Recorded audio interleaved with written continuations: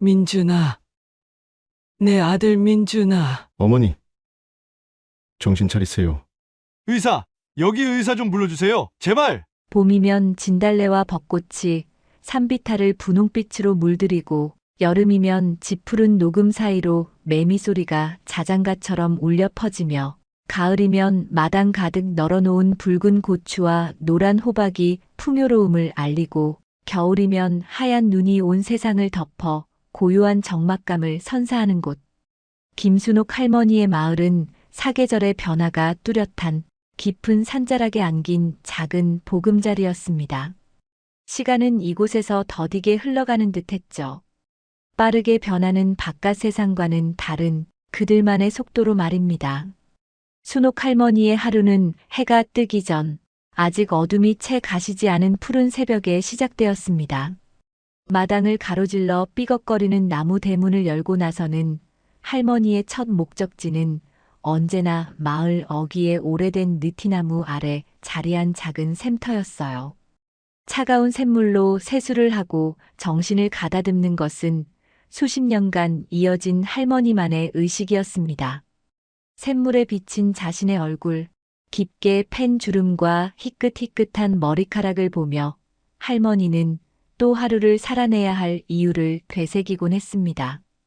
집으로 돌아와서는 아궁이에 불을 지펴 밥을 안쳤습니다. 밥물이 끓는 구수한 냄새가 퍼져나가면 할머니는 마당 한쪽 텃밭으로 향했죠. 텃밭은 할머니에게 단순한 먹거리 창고 이상이었습니다.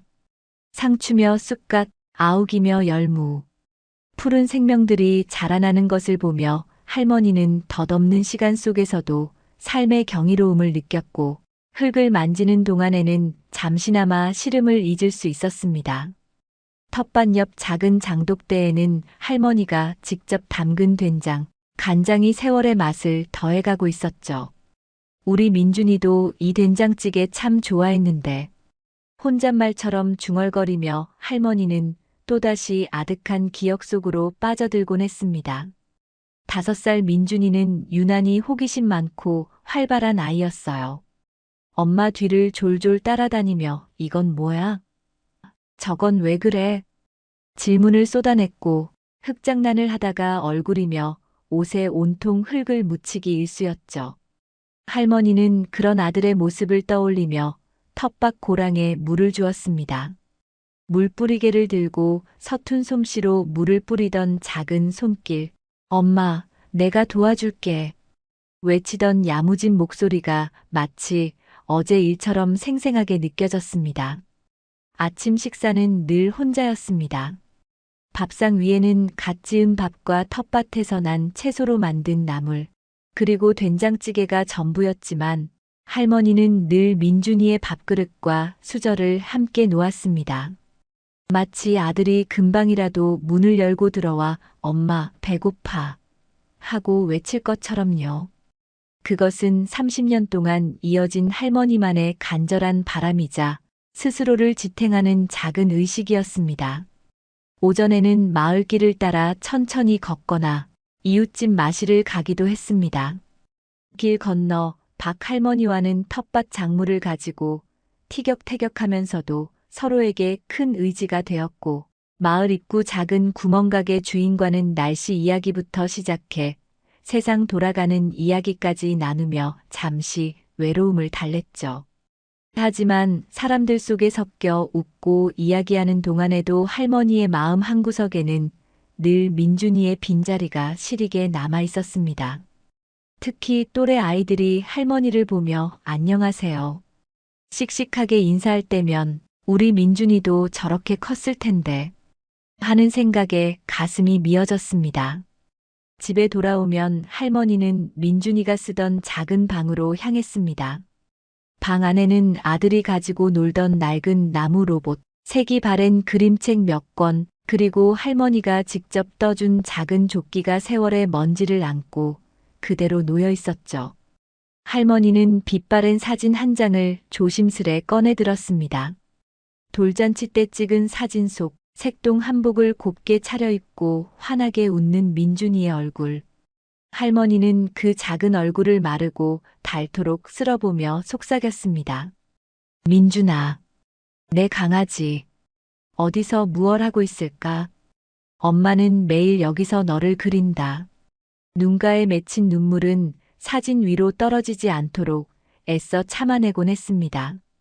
남편이 세상을 떠난 뒤 홀로 남겨진 할머니에게 마을 사람들은 때로는 가족처럼, 때로는 친구처럼 힘이 되어 주었습니다. 명절이면 음식을 나눠 먹고, 김장철이면 함께 모여 김치를 담갔죠. 하지만 그 누구도 할머니의 가슴속 깊이 파인 슬픔의 골을 완전히 메워줄 수는 없었습니다.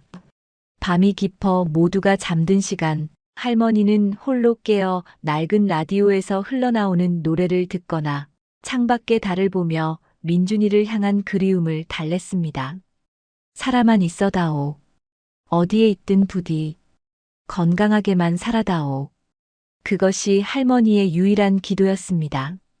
30년이라는 시간은 모든 것을 무디게 만들 법도 했지만 아들을 향한 그리움만큼은 세월 속에서 더욱 또렷해지는 듯 했습니다. 그날 오후 할머니는 마루 끝에 걸터 앉아 따스한 봄볕을 쬐고 있었습니다. 꾸벅꾸벅 졸음이 밀려왔죠. 처마 밑에 매달아 놓은 풍경이 바람에 흔들리며 맑은 소리를 냈고 멀리서 들려오는 뻐꾸기 소리가 나른함을 더했습니다. 마을은 평화로웠고 하늘은 더없이 맑았습니다. 그 누구도 알지 못했습니다. 발밑에 대지가 거대한 분노를 품고 있다는 것을, 그리고 곧 닥쳐올 끔찍한 재앙이 이 모든 평화를 송두리째 삼켜버릴 것이라는 사실을 말입니다. 마치 잔인한 운명의 장난처럼 마을은 마지막 숨을 고르고 있었습니다. 순간 세상이 뒤틀렸습니다. 평화로운 정적을 깨고 땅 밑 깊은 곳에서부터 시작된 불길한 진동은 순식간에 격렬한 몸부림으로 변했습니다. 우웅! 낮고 위협적인 소리와 함께 발밑의 땅이 널뛰듯 솟구쳤다 가라앉기를 반복했고 집 전체가 통째로 흔들리며 비명을 질렀습니다. 벽에 걸려있던 낡은 시계가 바닥으로 떨어져 유리 파편이 사방으로 튀었고 천장에서는 흙먼지가 비 오듯 쏟아져 내렸습니다. 아이고, 이게 무슨 일이래.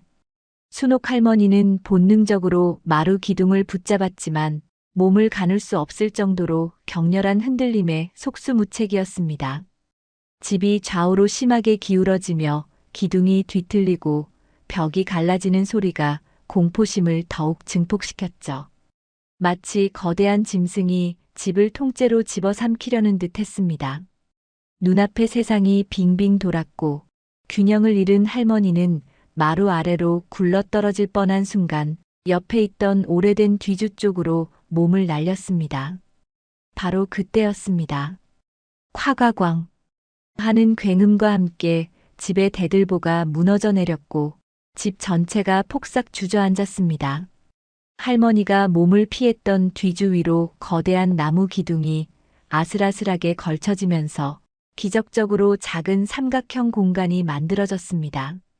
만약 조금이라도 늦었거나 다른 곳에 있었다면 그대로 압사했을지도 모를 아찔한 순간이었죠. 온몸을 짓누르는 압박감과 함께 숨막히는 흙먼지가 할머니의 입과 코를 틀어막았습니다. 칠흑 같은 어둠 속에서 할머니는 자신이 어디에 있는지, 무슨 일이 일어난 건지 제대로 파악할 수조차 없었죠. 사방에서는 끊임없이 무언가 부서지고 무너져 내리는 소리가 들려왔고 희미하게 사람들의 비명과 울부짖음이 뒤섞여 아비규환을 이루었습니다. 온몸의 뼈마디가 으스러지는 듯한 고통 속에서 할머니는 잠시 정신을 잃었습니다. 얼마나 시간이 흘렀을까요? 희미하게 정신을 차렸을 때 주변은 믿을 수 없을 만큼 고요했습니다. 지진은 멈춘 듯 했지만 그 짧은 순간이 남긴 것은 완전한 파괴와 적막뿐이었죠. 할머니는 부서진 대들보와 뒤주 사이에 끼인 채 옴짝달싹할 수 없었습니다. 왼쪽 다리에서는 날카로운 통증이 느껴졌고 숨을 쉴 때마다 가슴이 뻐근했습니다. 콜록, 콜록. 흙먼지를 뱉어내려 기침을 하자 폐부 깊숙한 곳까지 아려왔습니다. 목은 타는 듯이 말랐고 온몸에서는 힘이 빠져나가는 느낌이었습니다. 이대로 죽는 건가? 절망적인 생각이 스멀스멀 피어올랐습니다. 하지만 바로 그때 할머니의 뇌리를 강하게 스치는 이름이 있었습니다. 민준이, 내 아들, 살아야 한다. 어떻게든 살아서. 할머니는 가냘픈 목소리로 중얼거렸습니다. 민준이를 다시 만나겠다는 일념, 그것은 30년 동안 할머니를 살게 했던 이유였고, 지금 이 절체절명의 순간에도 꺼져가는 생명의 불씨를 되살리는 유일한 힘이었습니다. 할머니는 있는 힘을 다해 주변의 잔해를 밀어내기 시작했습니다. 하지만 부러진 석가래와 쏟아져 내린 흙더미는 노인의 힘으로는 역부족이었죠. 손톱이 부러지고 살같이 벗겨져 피가 흘렀지만 할머니는 포기하지 않았습니다. 고통 속에서도 끊임없이 민준이의 이름을 되뇌며 안간힘을 썼습니다. 시간이 얼마나 더 흘렀는지 알 수 없었습니다. 할머니의 의식이 다시 희미해지려 할 때쯤 잔해 더미 위쪽에서 희미한 빗줄기와 함께 사람의 목소리가 들려왔습니다. 거기 누구 있습니까? 괜찮으세요? 사람 살려. 여기 사람이. 할머니는 갈라진 목소리로 필사적으로 외쳤습니다. 빗줄기가 점점 가까워지는 것을 느끼며 할머니는 마지막 남은 힘을 쥐어짰습니다. 마침내 잔해 더미가 걷히고 흙먼지 투성이의 구조대원 얼굴이 나타났을 때 할머니는 안도감과 함께 다시 정신을 잃고 말았습니다. 구조되어 들것에 실려 나올 때 할머니는 잠시 눈을 떠 주변을 둘러보았습니다. 눈앞에 펼쳐진 광경은 차마 현실이라고 믿기 어려울 만큼 처참했습니다. 할머니가 평생 살아온 마을은 그 형체조차 알아볼 수 없을 정도로 완전히 파괴되어 있었습니다. 옹기종기 모여있던 집들은 폭격을 맞은 듯 납작하게 주저앉아 있었고 마을을 가로지르던 도로는 거대한 뱀처럼 갈라지고 뒤틀려 있었습니다. 푸르던 산은 곳곳이 무너져 흉측한 상처를 드러냈고 잿빛 먼지는 마치 죽음의 장막처럼 온 세상을 뒤덮고 있었죠. 여기저기서 피어오르는 연기와 매캐한 냄새, 희미하게 들려오는 신음소리가 뒤섞여 지옥도를 방불케 했습니다. 할머니는 할 말을 잃었습니다. 30년 전 민준이를 잃었던 홍수의 악몽보다 더 끔찍한 현실이 눈앞에 펼쳐져 있었습니다. 그때는 아들을 잃었지만 돌아갈 집이라도 있었는데 이제는 아들과의 추억이 깃든 마지막 보금자리마저 산산조각 나버린 것입니다. 수십 년을 붙들고 살아온 희망의 끈이 이번 지진으로 완전히 끊어져 버린 듯한 견딜 수 없는 절망감이 할머니의 온몸을 휘감았습니다. 들것 위에서 할머니는 텅 빈 눈으로 잿빛 하늘만 바라보며 소리 없이 눈물을 흘렸습니다. 들것에 실려 옮겨지는 동안 순옥 할머니의 눈은 초점 없이 무너진 마을 풍경을 훑었습니다. 코를 찌르는 매캐한 먼지 냄새, 여기저기서 희미하게 들려오는 신음소리, 구조대원들의 다급한 외침, 이 모든 것이 현실감을 잃게 만들었죠. 마치 악몽 속을 헤매는 듯 했습니다. 잿빛 하늘 아래 펼쳐진 처참한 광경은 할머니의 기억 저편에 묻어두었던 또 다른 비극의 날을 잔인하게 끄집어냈습니다. 30년 전 모든 것을 앗아갔던 그 끔찍한 홍수의 날. 기억은 마치 어제 일처럼 생생하게 되살아났습니다. 유난히 맑고 더웠던 그의 여름. 5살 민준이는 마당 평상에 앉아 할머니가 깎아주는 참외를 오물거리며 신이 나 있었죠. 엄마, 참외 또 주세요. 세상에서 참외가 제일 맛있어. 통통한 볼이 터질 듯 참외를 베어 물던 아들의 모습. 남편은 헛간에서 농기구를 손질하며 그런 모자를 보고 허허 웃고 있었습니다. 가난했지만 단란하고 행복했던 시절. 할머니에게는 세상 그 무엇과도 바꿀 수 없는 소중한 시간이었습니다. 하지만 그 평화는 오래가지 못했습니다. 며칠 동안 쉬지 않고 폭우가 쏟아졌고 마을 앞을 흐르던 개울은 금방이라도 넘칠 듯 위태롭게 불어났습니다. 어른들은 불안한 눈빛으로 하늘과 개울을 번갈아 보며 낮은 목소리로 쑥덕거렸죠. 이러다 큰일 나는 거 아닌가 몰라. 설마 여태 이런 적 없었잖여. 막연한 불안감 속에서도 마을 사람들은 애써 서로를 다독였습니다. 사달이 난 것은 읍내장에 다녀오던 날 오후였습니다. 비가 잠시 잦아든 틈을 타 할머니는 민준이의 작은 고무신을 새로 사주고 남편이 좋아하는 막걸리를 받아올 요량으로 길을 나섰습니다. 민준이는 새 신발을 사준다는 말에 신이나 엄마 손을 잡고 아장아장 걸었죠. 장터에서 할머니는 민준이에게 좋아하는 꽈배기를 사 먹이고 알록달록한 바람개비도 하나 사주었습니다. 바람개비를 손에 들고 신나게 돌리며 웃던 아들의 얼굴이 눈앞에 선합니다. 마을 어귀에 거의 다다랐을 때였습니다. 갑자기 산 쪽에서 우르르 쾅쾅 하는 천지를 뒤흔드는 굉음이 들려왔습니다. 동시에 산비탈의 흙과 나무들이 거대한 파도처럼 마을을 향해 쏟아져 내렸고 미친 듯이 불어난 개울물은 순식간에 둑을 넘어 마을을 덮쳤습니다. 야! 사람 살려! 사람들의 비명과 함께 흙탕물이 온 세상을 집어삼켰습니다. 민준아, 정신 똑바로 차려야 혀. 할머니는 민준이를 품에 꼭 끌어안고 본능적으로 높은 곳을 찾아 달렸습니다. 하지만 발밑에서는 이미 흙탕물이 무릎까지 차올랐고 거센 물살은 사람들을 종이장처럼 휩쓸었습니다. 할머니는 민준이를 놓칠세라 안간힘을 썼지만 어디선가 떠내려온 커다란 통나무가 할머니의 옆구리를 강타했습니다. 악! 비명과 함께 할머니는 균형을 잃었고 그 순간 품에 안겨있던 민준이가 미끄러지듯 빠져나가며 세찬 물살 속으로 빨려 들어갔습니다. 안 돼. 민준아. 할머니는 필사적으로 손을 뻗었지만 아들의 작은 손은 야속하게 할머니의 손가락 사이를 빠져나갔습니다. 엄마. 공포에 질려 울부짖던 아들의 마지막 외침, 거센 흙탕물 속으로 속절없이 사라져가던 작은 모습. 그것이 할머니가 본 아들의 마지막이었습니다. 찰나의 순간 세상이 무너져 내리는 듯한 고통과 절망이 할머니를 덮쳤습니다. 정신을 차렸을 때 할머니는 흙탕물과 나뭇가지 범벅이 된 채 마을에서 한참 떨어진 강둑의 나무에 위태롭게 걸려 있었습니다. 온몸이 부서질 듯 아팠지만 그보다 더 큰 고통은 아들을 잃었다는 현실이었습니다. 민준아, 내 아가, 어디 있니?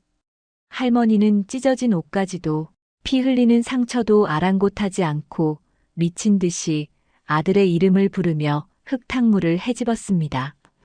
뒤늦게 할머니를 찾아낸 남편과 함께 두 사람은 실성한 사람처럼 마을과 강변을 샅샅이 뒤졌습니다. 물은 서서히 빠졌지만 마을은 처참하게 파괴되어 있었습니다. 집들은 반파되거나 흔적도 없이 사라졌고 논밭은 온통 흙탕물과 쓰레기로 뒤덮였습니다. 할머니와 남편은 며칠 밤낮을 뜬 눈으로 지새우며 아들을 찾아 헤맸습니다. 진흙 속을 파헤치고 무너진 집 잔해를 들추고 하류 지역까지 내려가 수소문했지만 민준이의 흔적은 어디에도 없었습니다. 간혹 아이의 것으로 보이는 작은 신발이나 옷가지가 발견될 때마다 가슴이 철렁 내려앉았지만 그것은 민준이의 것이 아니었죠. 시간이 흐르면서 희망은 점차 절망으로 변해갔습니다. 경찰서에 실종 신고를 하고 인근 보육원까지 찾아다녔지만 허사였죠. 결국 민준이는 홍수 때 실종된 수많은 사람 중 한 명으로 기록되었습니다. 그 후로 남편은 웃음을 잃었습니다. 말수가 급격히 줄었고 밤이면 술에 취해 민준이의 이름을 부르며 울부짖기 일쑤였죠. 아들을 지키지 못했다는 죄책감과 슬픔은 남편의 몸과 마음을 빠르게 갉아먹었습니다. 결국 남편은 민준이를 잃은 지 5년 만에 술병과 시름을 이기지 못하고 할머니 곁을 떠나고 말았습니다. 남편마저 떠나보낸 후 할머니는 오롯이 홀로 남겨졌습니다. 텅 빈 집에서 할머니는 아들과 남편의 부재를 온몸으로 견뎌내야 했습니다. 마을 사람들의 위로도 잠시뿐, 시간이 흐를수록 사람들의 기억 속에서 민준이는 희미해져 갔지만 할머니에게 민준이는 단 하루도 잊을 수 없는 생생한 현실이었습니다. 내가 그때 손을 놓지만 않았더라면, 내가 그때 장에 가자고만 하지 않았더라면, 수만 번 되풀이되는 자책과 후회가 30년 동안 할머니의 가슴을 짓눌러 왔습니다. 들것에 실려가는 동안 할머니의 눈앞에는 30년 전 홍수로 폐허가 된 마을 풍경과 지금 지진으로 무너진 마을 풍경이 잔인하게 겹쳐 보였습니다. 그때는 민준이를 잃었고 이제는 민준이와의 마지막 추억이 깃든 공간마저 잃었습니다. 삶의 의미를 송두리째 빼앗긴 듯한 허탈감과 절망감. 할머니는 흐르는 눈물을 닦을 힘조차 없었습니다. 거친 숨을 몰아쉬며 할머니는 다시 깊은 어둠 속으로 의식을 놓아버렸습니다. 순옥 할머니가 다시 눈을 뜬 곳은 인근 초등학교 운동장에 급하게 설치된 거대한 천막 안이었습니다. 군용 담요 한 장이 깔린 차가운 바닥 위였죠. 천막 안은 아수라장이었습니다. 부상을 입고 고통스럽게 신음하는 사람들, 넋나간 표정으로 허공을 응시하는 사람들, 가족의 생사를 알지 못해 울부짖는 사람들, 앞으로 어떻게 살아가야 할지 막막함에 망연자실한 사람들, 인간이 겪을 수 있는 모든 종류의 슬픔과 절망이 그곳에 응축되어 있는 듯 했습니다. 의료진과 자원봉사자들이 분주하게 움직이며 부상자들을 돌보고 구호품을 나눠주고 있었지만 그들의 노력만으로는 이 거대한 재난 앞에 속수무책으로 보였습니다. 여기저기서 들려오는 통곡 소리와 아이들의 울음소리, 불안과 공포에 찬 목소리들이 뒤섞여 천막 안은 마치 거대한 통곡의 벽처럼 느껴졌죠. 할머니는 구조대원이 건네준 담요를 어깨까지 끌어 덮었지만 온몸으로 스며드는 한기와 절망감은 가시지 않았습니다. 가슴을 짓누르는 통증은 갈비뼈에 금이라도 간 듯했고 왼쪽 다리는 욱신거리며 제대로 움직이기조차 힘들었죠. 하지만 육체적인 고통보다 더 견디기 힘든 것은 마음의 황폐함이었습니다. 결국 이렇게 끝나는구나. 민준이도 못 만나고. 할머니는 눈을 감았습니다. 눈을 감아도 눈앞에는 잿더미로 변한 마을 풍경과 30년 전 흙탕물 속으로 사라지던 아들의 모습이 번갈아 떠올랐습니다. 살아남았다는 사실이 오히려 더 큰 형벌처럼 느껴졌죠. 모든 것을 잃어버린 이 폐허 속에서 홀로 살아남아 무엇을 할 수 있을까? 희망을 품고 기다릴 이유조차 사라져버린 지금, 삶은 그저 무의미한 짐처럼 느껴졌습니다. 시간이 얼마나 흘렀을까? 누군가 할머니 곁으로 다가와 물통과 빵 한 조각을 내밀었습니다. 앳된 얼굴의 여학생 자원봉사자였죠. 할머니, 뭐라도 좀 드세요. 기운 차리셔야 해요. 할머니는 힘없이 고개를 저었습니다. 아무것도 넘길 기분이 아니었죠. 목구멍까지 슬픔이 차올라 숨쉬는 것조차 버거웠습니다. 여학생은 안타까운 표정으로 할머니 옆에 잠시 앉아 있다가 다른 도움이 필요한 사람을 찾아 자리를 떴습니다. 밤이 깊어지자 천막 안의 소음은 조금 잦아들었지만 대신 낮은 흐느낌과 뒤척이는 소리, 그리고 깊은 한숨 소리가 어둠을 채웠습니다. 할머니는 뜬 눈으로 밤을 지새웠습니다. 담요 위로 스며드는 바닥의 냉기와 주변 사람들의 고통이 고스란히 전해져 오는 듯 했습니다. 살아남은 자들의 슬픔이 전염병처럼 퍼져나가는 절망의 공간. 할머니는 이 지옥 같은 현실에서 벗어나고 싶다는 생각마저 들었습니다. 하지만 죽을 용기조차 나지 않았죠. 그저 텅 빈 껍데기처럼 누워 기나긴 밤이 지나가기만을 기다릴 뿐이었습니다. 지진 발생 사흘째 되는 날 아침, 강민주는 무너진 국도를 따라 구호물품을 실은 트럭을 타고 폐허가 된 산골 마을로 향하고 있었습니다. 차창 밖으로 펼쳐지는 처참한 풍경에 그의 마음은 무겁게 가라앉았죠. 그는 이름난 건설회사의 중견 간부였지만 이번 지진 소식을 접하자마자 모든 업무를 뒤로하고 자원봉사를 자청했습니다. 단순히 인도주의적인 마음 때문만은 아니었죠. 뉴스 화면 속에서 스쳐 지나간 산사태로 무너져 내린 어느 산골 마을의 모습이 이상하리만치 그의 뇌리에 깊게 박혔기 때문입니다. 왜인지 모르게 가슴이 답답해지고 알 수 없는 불안감과 함께 희미한 그리움 같은 감정이 그를 사로잡았습니다. 마치 오래전 잃어버린 무언가가 그곳에 있다는 막연한 예감 혹은 부름과도 같았습니다. 강민준에게 과거는 안개처럼 흐릿한 영역이었습니다. 그가 기억하는 가장 오래된 장면은 병원 침대에 누워있던 자신의 모습이었죠. 머리에 붕대를 감고 있었고 온몸은 욱신거렸습니다. 자신을 민준이라고 부르는 낯선 어른들이 있었지만 그는 자신이 누구인지 왜 이곳에 있는지 전혀 알 수 없었습니다. 의사는 그가 심한 홍수에 휩쓸렸다가 구조되었으며 머리를 크게 다쳐 기억을 잃은 상태라고 설명해 주었죠. 그의 소지품은 아무것도 없었고 이름이나 나이, 가족에 대해 떠올리려 애썼지만 머릿속은 텅 빈 것처럼 느껴졌습니다. 유일하게 그를 괴롭히는 것은 반복되는 악몽과 단편적인 이미지들이었습니다. 거센 흙탕물, 자신을 향해 뻗어오는 절박한 손길, 그리고 엄마 라고 외치는 듯한 자신의 비명소리. 깨어나면 늘 온몸이 식은땀에 젖어 있었고 심장은 터질 듯 뛰었죠. 그리고 아주 가끔 꿈결처럼 귓가에 맴도는 부드러운 자장가 가락이 있었습니다.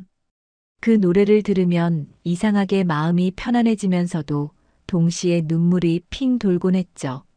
하지만 그 노래가 어디서 온 것인지 누가 불러주었는지는 도무지 알 수 없었습니다. 병원과 임시보호시설을 거쳐 그는 다행히 따뜻한 양부모님을 만났습니다. 자식이 없던 강씨 부부는 민준을 친아들처럼 거두어 강민준이라는 새로운 이름을 주었죠. 양부모님은 민준이 기억을 잃었다는 사실을 알고 있었고 억지로 과거를 캐묻기보다는 새로운 환경에 잘 적응할 수 있도록 사랑으로 보듬어 주었습니다. 그들의 헌신적인 보살핌 덕분에 민준은 밝고 건강하게 자랄 수 있었지만 그의 내면 깊숙한 곳에는 늘 채워지지 않는 공허함이 자리하고 있었습니다. 마치 중요한 퍼즐 조각 하나를 잃어버린 듯한 느낌이었죠. 학창 시절 그는 뛰어난 머리로 늘 상위권 성적을 유지했고 특히 수학과 과학에 재능을 보였습니다. 하지만 친구들과 어울려 웃고 떠드는 동안에도 문득 자신이 이방인처럼 느껴질 때가 있었죠. 다른 친구들에게는 당연한 어릴 적 추억이나 부모님과의 기억 같은 것들이 그에게는 없었기 때문입니다.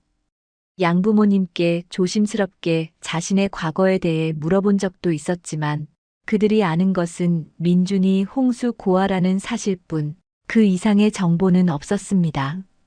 오히려 양부모님은 민준이 과거의 상처를 다시 떠올릴까봐 걱정하며 화제를 돌리곤 했죠. 민준 역시 자신을 사랑으로 키워준 양부모님을 실망시키고 싶지 않아 더 이상 과거에 집착하지 않으려 애썼습니다. 그는 건축학을 전공했고 졸업 후에는 탄탄한 건설회사에 입사해 능력을 인정받았습니다. 직접 설계한 건물이 하나둘 세워지는 것을 보며 성취감을 느꼈지만 마음 한편의 허전함은 여전했죠.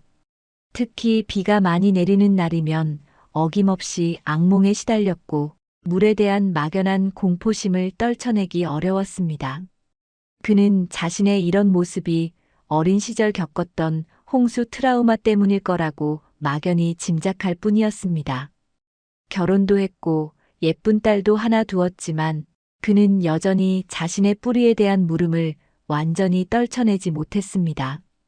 딸아이에게 자장가를 불러줄 때면 문득 귓가에 맴돌던 그 희미한 자장가 가락이 떠올라 가슴이 아릿해지곤 했죠. 나에게도 나를 위해 이렇게 자장가를 불러주던 어머니가 있었을까? 하는 생각은 지울 수 없는 미련처럼 남아 있었습니다. 이번 지진 소식을 접하고 뉴스 화면 속 폐허가 된 마을을 보았을 때 그는 처음으로 강렬한 이끌림을 느꼈습니다. 왠지 모르게 그곳에 가야만 할 것 같았죠. 아내와 양부모님은 위험하다며 말렸지만 그의 결심은 확고했습니다. 자신의 건축 지식이 조금이라도 도움이 될 수 있다면 기꺼이 힘을 보태고 싶다는 표면적인 이유 외에도 어쩌면 그곳에서 잃어버린 자신의 조각을 찾을 수 있을지도 모른다는 설명할 수 없는 강한 예감이 그를 움직였습니다. 마침내 민준이 탄 트럭이 목적지에 도착했습니다.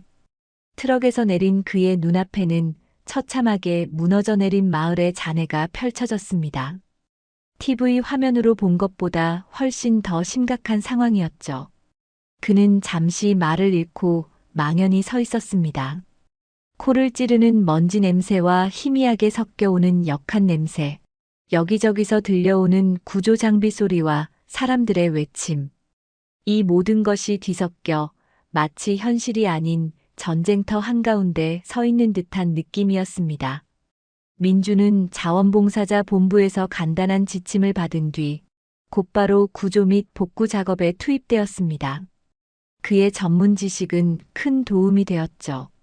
그는 무너진 건물들의 위험도를 평가하고 추가 붕괴 위험이 있는 곳을 통제하며 구조대원들이 안전하게 작업할 수 있도록 기술적인 조언을 아끼지 않았습니다. 또한 이재민들이 임시로 거주할 공간을 확보하고 기본적인 시설을 설치하는 일에도 앞장섰습니다. 며칠 동안 그는 쉴 틈 없이 일했습니다. 흙먼지를 뒤집어 쓴 채 무너진 잔의 속을 헤치고 부상자들을 안전한 곳으로 옮기고 절망에 빠진 이재민들의 이야기를 들어주며 위로를 건넸죠. 그는 침착하고 헌신적으로 자신의 역할을 수행했지만 일을 하는 동안에도 마음속에서는 끊임없이 무언가 꿈틀거리는 것을 느꼈습니다.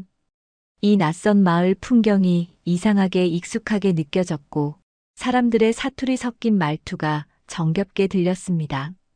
특히 마을 어귀에 쓰러져 있는 커다란 느티나무를 보았을 때는 이유 없이 가슴이 뭉클해지기도 했습니다. 그러던 중 그는 학교 운동장에 마련된 임시 대피소 천막을 둘러보게 되었습니다.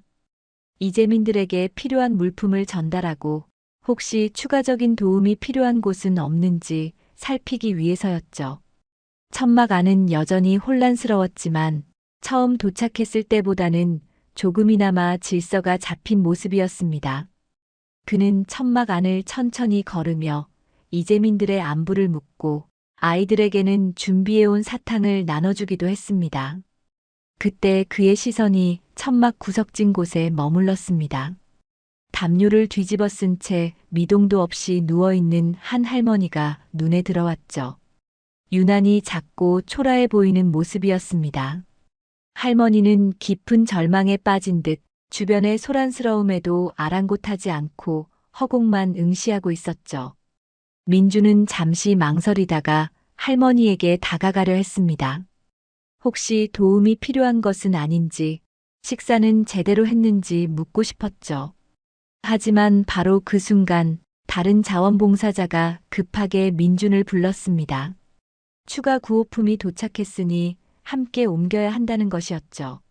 민주는 잠시 할머니 쪽을 바라보다가 발걸음을 돌려 천막 밖으로 향했습니다. 나중에 다시 와서 살펴봐야겠다.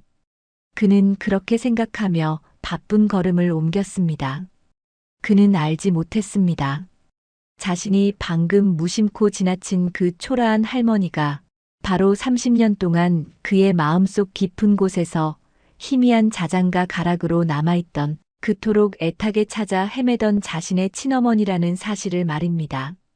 운명의 끈은 마침내 한 공간에서 교차했지만 아직 서로를 알아보지 못한 채 아슬아슬하게 스쳐 지나가고 있었습니다. 시간은 더디게 흘러갔지만 임시 대피소의 고통은 줄어들지 않았습니다. 순옥 할머니는 날이 갈수록 쇠약해졌죠. 지진의 충격과 모든 것을 잃었다는 절망감은 노인의 몸과 마음을 빠르게 잠식해 들어갔습니다. 할머니는 자원봉사자들이 가져다주는 음식에 거의 손을 대지 않았고 물 몇 모금으로 간신히 버티는 날이 많았습니다. 밤에는 깊은 잠을 이루지 못하고 얕은 잠과 악몽 사이를 오갔습니다. 꿈속에서는 끊임없이 30년 전의 흙탕물과 이번 지진의 잿빛 먼지가 뒤섞여 나타나 할머니를 괴롭혔죠. 낮 동안에는 대부분 담요를 뒤집어 쓴 채 누워 허공만 응시했습니다.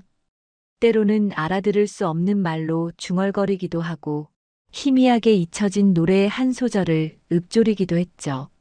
주변 사람들은 할머니가 충격으로 정신을 놓은 것이라 수군거리거나 안타까운 눈빛으로 바라볼 뿐이었습니다. 처음 할머니에게 물을 건넸던 다리를 다친 젊은 여자가 이따금 할머니 곁에 와서 말을 걸거나 물수건으로 얼굴을 닦아주기도 했지만 할머니는 별다른 반응을 보이지 않았습니다. 마치 세상과 완전히 담을 쌓은 사람처럼 보였죠.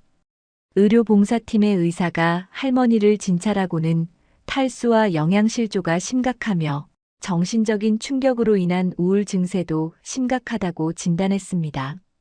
이대로 두면 위험할 수 있으니 병원으로 옮기는 것이 좋겠다는 의견이었지만 지금과 같은 비상 상황에서 할머니를 돌볼 가족도 연고도 없어 보이는 터라 이마저도 쉽지 않은 결정이었습니다. 할머니 자신도 외부의 도움을 완강히 거부하는 듯 보였기에 봉사자들은 그저 안타까운 마음으로 지켜볼 수밖에 없었죠. 강민주는 여전히 헌신적으로 구조 및 복구 작업에 매진했습니다. 그의 건축 지식은 임시주거시설을 마련하고 안전 점검을 하는데 큰 도움이 되었고 차분하고 성실한 태도는 다른 자원봉사자들과 이재민들에게 신뢰감을 주었죠. 하지만 바쁜 일정 속에서도 그의 마음속에는 설명할 수 없는 파문이 계속 일고 있었습니다. 특히 학교 운동장의 임시 대피소에 들를 때면 그는 자신도 모르게 천막 구석진 곳으로 시선이 향하는 것을 느꼈습니다. 그곳에는 늘 담요를 뒤집어 쓴 채 미동도 없는 그 작은 할머니가 있었죠. 처음 무심코 지나쳤던 이후로도 몇 번이나 마주쳤지만 다가가 말을 걸 타이밍을 놓치거나 다른 급한 일로 발길을 돌려야 했습니다. 하지만 이상하게도 그 할머니의 모습이 계속해서 민준의 뇌리에 남았습니다. 연민 때문일 수도 있었지만 그 이상의 무언가가 있는 듯 했죠. 때로는 할머니의 옆모습에서 혹은 힘없이 늘어뜨린 손에서 아주 희미하지만 익숙한 느낌을 받기도 했습니다. 마치 오래된 사진첩 속 빛바랜 사진을 보는 듯한 아련함이었습니다. 그리고 또 한 가지 민준을 혼란스럽게 하는 것은 점점 더 선명하게 귓가에 맴도는 그 자장가 가락이었습니다. 병원에서 깨어난 이후로 아주 가끔 꿈결처럼 들려오던 그 선율이 이곳에 온 뒤로는 이상할 정도로 자주 떠올랐습니다. 특히 대피소 근처에 있을 때 더욱 그랬죠. 마치 누군가 바로 곁에서 불러주는 것처럼 느껴질 때도 있었습니다. 혹시 어릴 적 여기서 이 노래를 들었던 걸까? 그는 자신의 잃어버린 기억과 이 마을이 어떤 연관이 있을지도 모른다는 생각을 어렴풋이 하기 시작했습니다. 하루는 민준이 식사 배급을 돕고 있을 때였습니다. 그는 죽그릇을 들고 천막 안을 돌며 거동이 불편한 노인들에게 직접 가져다 주고 있었죠.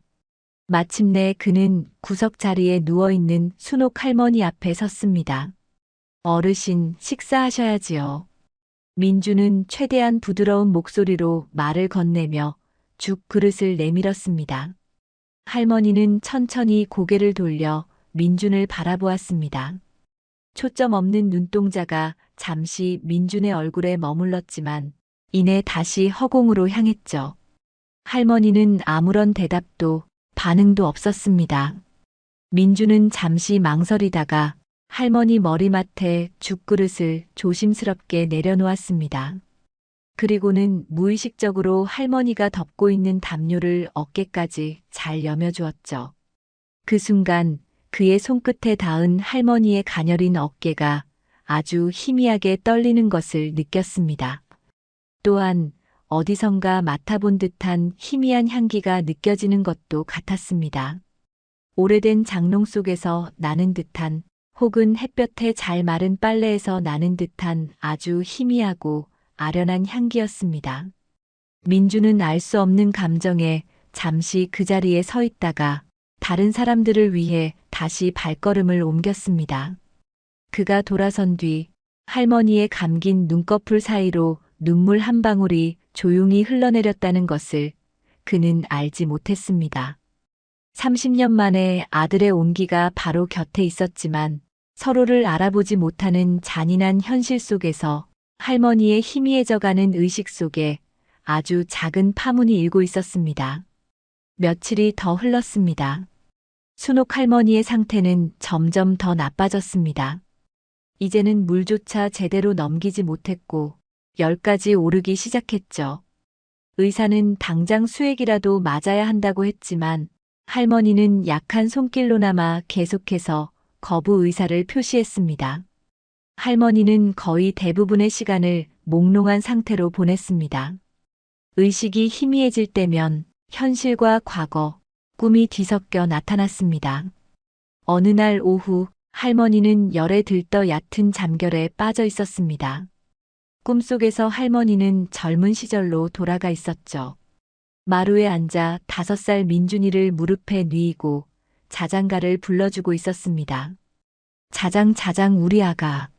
잘도 잔다 우리 아가. 할머니의 입술이 저절로 움직이며 아주 희미하게 하지만 분명한 가락으로 자장가를 흥얼거리기 시작했습니다. 아주 가늘고 갈라진 목소리였지만 그 속에는 깊은 사랑과 슬픔이 담겨 있었습니다. 바로 그때 강민주는 잠시 휴식을 취하기 위해 대피소 옆 나무 그늘에 앉아 있었습니다. 계속된 구조 작업으로 몸은 파김치가 되었지만 그는 잠시라도 눈을 붙일 수가 없었죠. 머릿속에는 여전히 폐허 속에서 구조를 기다리는 사람들 생각과 자신을 혼란스럽게 하는 희미한 기억의 조각들이 뒤엉켜 있었습니다. 고요함 속에서 귀를 기울이던 민준의 귀에 아주 희미하지만 익숙한 선율이 들려왔습니다. 처음에는 바람 소리인가 혹은 다른 소음과 섞여 잘못 들은 것이라 생각했죠. 하지만 그는 자기도 모르게 소리가 들려오는 쪽으로 고개를 돌렸습니다. 소리는 대피소 천막 안, 그 중에서도 구석진 곳에서 흘러나오고 있었습니다. 바로 그 할머니가 누워있는 곳이었죠. 민주는 홀린 듯 자리에서 일어났습니다. 그리고 천천히 천막 안으로 발걸음을 옮겼습니다. 그의 심장이 이상할 정도로 빠르게 뛰기 시작했습니다. 그 자장가 가락, 그의 잠재의식 속에 희미하게 남아있던 바로 그 노래였습니다. 너무나 희미해서 실체조차 확신할 수 없었던 그 노래가 지금 누군가의 입술을 통해 흘러나오고 있었습니다. 민주는 숨을 죽인 채 천천히 소리의 근원지로 다가갔습니다. 그리고 마침내 담요 아래 작게 웅크린 채 누워있는 순옥 할머니의 모습이 눈에 들어왔습니다. 할머니는 여전히 눈을 감은 채였지만 메마른 입술은 계속해서 그 슬프고도 아름다운 자장가를 읊조리고 있었습니다. 아주 희미하게 마치 꺼져가는 촛불처럼 민주는 그 자리에 얼어붙은 듯 서 있었습니다. 그의 온몸에 소름이 돋았고 머릿속에서는 잊고 있었던 혹은 잃어버렸던 무언가가 격렬하게 요동치기 시작했습니다. 이 노래, 이 가락, 이것은 운명의 거대한 톱니바퀴가 마침내 제자리를 찾아 맞물리는 순간이었습니다. 30년이라는 길고 긴 시간을 뛰어넘어 마침내 두 사람을 연결하는 희미한 실마리가 그 모습을 드러내고 있었습니다. 강민주는 숨쉬는 것조차 잊은 채 그 자리에 서 있었습니다. 귓가에 울리는 희미한 자장가 가락은 단순한 노래가 아니었죠. 그것은 굳게 닫혀있던 그의 기억의 수문을 여는 열쇠였습니다. 노래 가락을 따라 잊혔다고 생각했던 혹은 존재조차 몰랐던 감정과 이미지들이 거대한 파도처럼 그의 내부에서 휘몰아치기 시작했습니다. 따뜻한 품의 온기, 부드러운 손길, 세상에서 가장 안전하다고 느껴졌던 어떤 존재의 향기, 그리고 자신을 내려다보던 다정한 눈빛. 아주 어릴 적 비극이 닥치기 전에 막연한 행복감과 안정감의 기억들이 안개 속에서 희미하게 떠올랐습니다. 그는 이 감정의 근원을 알지 못했지만 그 자장가가 바로 그 기억의 핵심과 연결되어 있다는 것을 본능적으로 깨달았습니다. 가슴 깊은 곳에서부터 뜨거운 무언가가 치밀어 올라왔고 눈시울이 저절로 붉어졌습니다. 그는 자기도 모르게 천천히 무릎을 꿇고 누워있는 할머니 곁으로 더 가까이 다가갔습니다. 떨리는 손을 뻗어 열에 들떠 식은 땀이 송골송골 맺힌 할머니의 이마를 조심스럽게 짚어보려 했습니다. 바로 그 순간 할머니의 희미한 노랫소리가 멈췄습니다. 그리고 천천히 아주 무겁게 감겨있던 눈꺼풀이 파르르 떨리며 열렸습니다. 흐릿했던 할머니의 시선이 바로 눈앞에 있는 민준의 얼굴에 천천히 초점을 맞추었습니다. 처음에는 그저 낯선 사람 혹은 또 다른 자원봉사자려니 생각하는 듯했죠. 하지만 민준의 깊은 눈빛 속에서 그의 얼굴 윤곽 어딘가에서 할머니는 설명할 수 없는 익숙함을 느꼈습니다. 30년 동안 매일같이 사진 속에서 마주하고 꿈속에서 그토록 애타게 그려왔던 아들의 모습이 희미하게 겹쳐 보이는 듯 했습니다. 하지만 어떻게 그럴 리가 없었습니다. 너무나 오랜 세월이 흘렀고 지금 자신은 죽음을 앞둔 늙고 병든 노파일 뿐이었습니다. 헛것을 보는 것일지도 몰랐죠. 할머니는 혼란스러운 눈빛으로 민준을 바라보았습니다. 그의 얼굴, 그의 눈빛, 그에게서 느껴지는 알 수 없는 기운. 모든 것이 낯설면서도 동시에 사무치게 그리운 느낌을 주었습니다. 민준의 입에서 자신도 모르게 터져나온 소리. 그 소리에 할머니는 다시 한번 정신이 번쩍 드는 듯 했습니다. 할머니는 마지막 남은 힘을 다해 민준의 얼굴을, 특히 그의 눈빛을 더욱 자세히 들여다보았습니다. 그리고 바로 그때 할머니의 뇌리를 스치고 지나가는 결정적인 기억의 파편이 있었습니다. 흉터 그래, 그 흉터. 할머니는 거의 바람 빠지는 소리에 가까운 가늘고 떨리는 목소리로 물었습니다. 자네 혹시 왼쪽 팔뚝 안쪽에 흉터가 있나? 그 질문은 마치 주문과도 같았습니다. 민주는 할머니의 질문에 숨을 헉 들이마셨습니다. 왼쪽 팔뚝 안쪽의 흉터. 그 존재조차 거의 잊고 살았던 오래된 흔적. 왜 이 할머니가 그것을 알고 있는 것일까? 머릿속에서 수만 가지 생각과 감정이 폭풍처럼 휘몰아쳤습니다. 그는 아무런 대답도 하지 못한 채 마치 홀린 사람처럼 기계적으로 자신의 왼쪽 소매를 걷어 올렸습니다.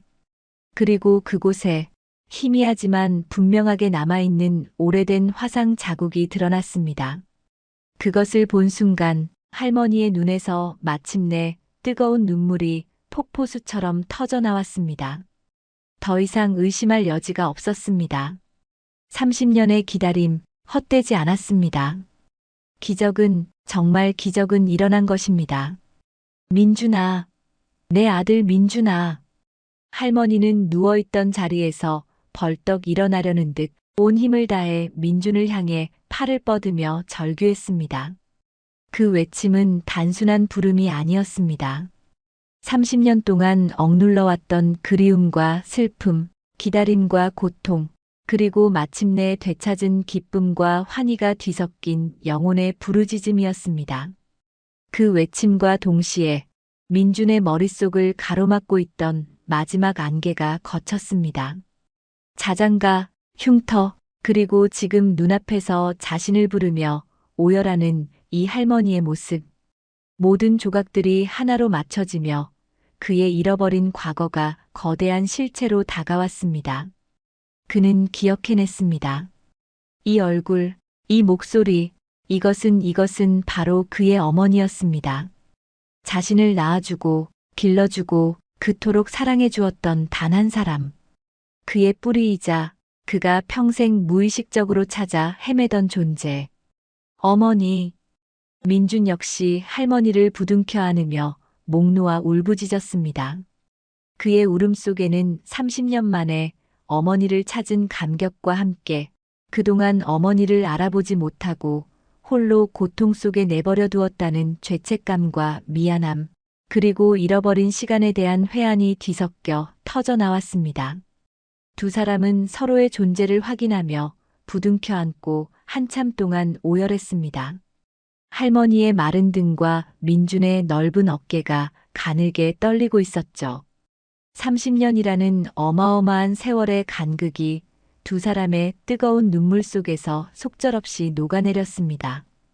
그것은 슬픔의 눈물이자 기쁨의 눈물이었고 절망의 끝에서 피어난 희망의 눈물이었습니다. 이 기적 같은 광경에 소란스럽던 대피소는 순간 물을 끼얹은 듯 조용해졌습니다. 주변에서 두 사람을 지켜보던 이재민들과 자원봉사자들 모두 숨을 죽인 채 이 믿기지 않는 재회를 목격하고 있었죠. 처음 할머니에게 물을 건넸던 수연 씨는 입을 틀어막은 채 하염없이 눈물을 흘렸고 다른 자원봉사자들과 구조대원들 역시 숙연한 표정으로 혹은 눈시울을 붉히며 두 사람을 바라보았습니다. 지진으로 모든 것을 잃은 절망의 땅 위에서 인간의 사랑과 인연이 만들어낸 이 눈부신 기적은 그 자리에 있던 모든 이들의 얼어붙었던 가슴을 녹이는 뜨거운 감동을 선사했습니다. 한참을 울던 민주는 문득 어머니의 몸이 불덩이처럼 뜨겁다는 것을 깨달았습니다. 할머니는 오랜 세약과 극도의 흥분으로 거의 탈진 상태였죠. 어머니, 정신 차리세요. 의사, 여기 의사 좀 불러주세요. 제발. 민주는 다급하게 외치며 어머니를 더욱 꽉 끌어안았습니다. 이제 막 되찾은 어머니를 이대로 잃을 수는 없다는 절박함이 그의 온몸을 휘감았습니다. 그의 외침에 주변 사람들이 부산하게 움직이기 시작했고 곧 의료진이 달려왔습니다. 민주는 어머니의 손을 꼭 잡은 채 잠시도 곁을 떠나지 않았습니다. 그의 눈에서는 여전히 눈물이 흐르고 있었지만 그 눈빛 속에는 30년 만에 되찾은 어머니를 반드시 지켜내겠다는 강한 의지가 번뜩이고 있었습니다. 의료진이 할머니에게 응급처치를 하는 동안 민주는 할머니의 귀에 대고 속삭였습니다. 어머니, 괜찮아요. 제가 있잖아요. 이제 괜찮아요. 제가 민준이가 왔어요, 어머니. 할머니는 희미하게 눈을 떠 아들을 바라보며 메마른 입술로 힘겹게 미소를 지어 보였습니다. 그 미소는 30년의 기다림과 고통을 보상받기에 충분한 세상에서 가장 아름다운 기적이었습니다. 의료진의 발 빠른 응급처치 덕분에 순옥 할머니는 다행히 고비를 넘겼습니다. 심한 탈수와 영양실조, 그리고 고열 증세가 있었지만 수액과 영양제를 맞으며 조금씩 안정을 되찾기 시작했죠. 민준과 다른 자원봉사자들의 도움으로 할머니는 대피소 구석에 조금 더 조용하고 안정된 곳으로 자리를 옮길 수 있었습니다. 민준은 잠시도 어머니 곁을 떠나지 않았습니다. 그는 밤에는 어머니 손을 꼭 잡고 곁에서 뜬 눈으로 지새웠고 낮에는 손수 죽을 쑤어 조금씩 떠먹여드리며 살뜰히 보살폈습니다. 어머니를 되찾았다는 기쁨과 안도감도 잠시. 민준의 마음은 복잡했습니다. 어머니가 겪었을 30년의 고독과 고통을 생각하면 가슴이 미어졌고 자신을 이토록 애타게 기다리고 있었다는 사실을 까맣게 모르고 살아왔다는 죄책감이 무겁게 그를 짓눌렀습니다. 하지만 그는 그런 감정을 애써 누르며 오직 어머니를 돌보는 데만 집중했습니다. 지금은 어머니가 기력을 되찾는 것이 무엇보다 중요했으니까요. 며칠이 지나고 순옥 할머니는 희미하게나마 말문을 열 기력을 찾았습니다. 민주는 어머니가 힘들어할까봐 섣불리 지난 세월에 대해 묻지 않았지만 할머니는 먼저 아들에게 자신의 이야기를 들려주고 싶어 했습니다. 민준아. 할머니는 링거를 막고 있는 마른 손으로 아들의 손을 힘겹게 잡았습니다. 내 아들. 엄마는 내가 꼭 살아있을 거라고 믿었다. 할머니의 목소리는 여전히 가늘고 떨렸지만 그 속에는 30년을 버티게 한 강인한 모정이 담겨 있었습니다. 할머니는 천천히 하지만 또렷하게 지난 30년의 이야기를 풀어놓기 시작했습니다. 민준이를 잃고 남편마저 세상을 떠난 뒤 홀로 남겨진 막막함과 슬픔. 하지만 혹시라도 아들이 돌아올까봐 차마 마을을 떠나지 못하고 낡은 집을 지키며 살았던 세월. 시장 좌판에서 나무를 팔아 겨우 생계를 이어가면서도 민준이가 좋아했던 음식을 보면 아들 생각에 목이 메었던 날들. 밤이면 아들의 낡은 사진을 붙잡고 눈물로 지새웠던 수많은 밤. 그리고 이번 지진으로 모든 것이 무너져 내렸을 때 마지막 희망마저 잃었다고 생각했던 절망의 순간까지. 할머니의 이야기는 담담했지만 그 속에는 한 여인이 감내해야 했던 기나긴 고통과 사무치는 그리움이 고스란히 녹아 있었습니다. 민주는 어머니의 주름진 손을 더욱 꽉 잡은 채 흐르는 눈물을 참지 못하고 고개를 떨궜습니다. 어머니가 홀로 견뎌야 했던 그 외롭고 힘겨웠던 시간을 이제야 알게 되었다는 사실이 그의 가슴을 더욱 아프게 찔렀습니다. 미안해요, 어머니. 정말 미안해요. 민주는 목이 메어 제대로 말을 잇지 못했습니다. 아니다, 아가. 내가 무사히 살아 돌아와 준 것만으로도 엄마는 모든 걸 다 보상받았다. 내 잘못이 아니야. 절대로. 할머니는 오히려 아들을 위로하며 그의 눈물을 닦아주려 애썼습니다. 이번에는 민준이 자신의 이야기를 할 차례였습니다. 그는 어머니가 충격을 받을까 조심스러웠지만 솔직하게 자신의 지난 30년을 이야기했습니다. 홍수 때 기억을 잃고 구조된 과정, 병원과 보호시설에서의 혼란스러웠던 시간, 그리고 자신을 친아들처럼 거두어 사랑으로 키워준 양부모님 이야기까지. 그는 자신의 지갑에서 빛바랜 가족사진 한 장을 꺼내 보여주었습니다. 자신을 안고 환하게 웃고 있는 양부모님의 모습이었죠. 순옥 할머니는 사진 속에 인자해 보이는 부부의 모습을 물끄러미 바라보았습니다. 아들이 혼자가 아니었다는 사실, 좋은 사람들의 보살핌 속에서 잘 자라주었다는 사실의 안도감과 함께 깊은 감사함을 느꼈습니다. 물론 아들을 직접 키우지 못했다는 아쉬움과 슬픔이 왜 없었겠어요. 하지만 그보다는 아들이 겪었을 혼란과 외로움 속에서도 훌륭하게 성장해 준 것에 대한 대견함과 고마움이 더 컸습니다. 고마운 분들이구나. 내게 새로운 삶을 주신 분들이니 엄마도 정말 감사하다. 할머니는 진심을 담아 말했습니다. 그 말에 민주는 또다시 울컥하며 어머니의 깊은 마음을 느낄 수 있었습니다. 민주는 또한 비록 기억은 잃었지만 마음 한구석에 늘 남아있던 공허함과 뿌리에 대한 막연한 그리움, 그리고 이번 지진 현장으로 자신을 이끌었던 설명할 수 없는 감정들에 대해서도 털어놓았습니다. 특히 귓가에 맴돌던 자장가 가락에 대한 이야기를 할 때 두 사람은 서로의 눈을 바라보며 다시 한번 눈물을 글썽였습니다. 그 희미한 선율이 바로 30년 동안 끊어지지 않았던 모자의 끈이었음을 확인하는 순간이었죠. 그날 저녁 민주는 양부모님께 다시 전화를 걸었습니다. 이번에는 어머니 순옥 할머니가 곁에 함께 있었죠. 민주는 스피커폰으로 양어머니와 통화를 연결했습니다. 어머니, 저 민준이에요. 여기 제 어머니도 옆에 계세요. 전화기 너머의 양어머니 목소리는 떨리고 있었습니다. 아이고, 민준아. 사부인. 아니, 어머님. 괜찮으신가요? 몸은 좀 어떠세요? 순옥 할머니는 민준의 도움을 받아 전화기에 대고 힘겹게 입을 열었습니다. 고맙습니다. 우리 민준이 잘 키워주셔서 정말 고맙습니다. 비록 짧은 인사였지만 그 속에는 30년 동안 아들을 보살펴준 사람들에 대한 진심 어린 감사와 존경의 마음이 담겨 있었습니다. 양어머니는 전화기 너머에서 흐느끼며 말했습니다. 아닙니다, 어머님. 저희가 더 감사합니다.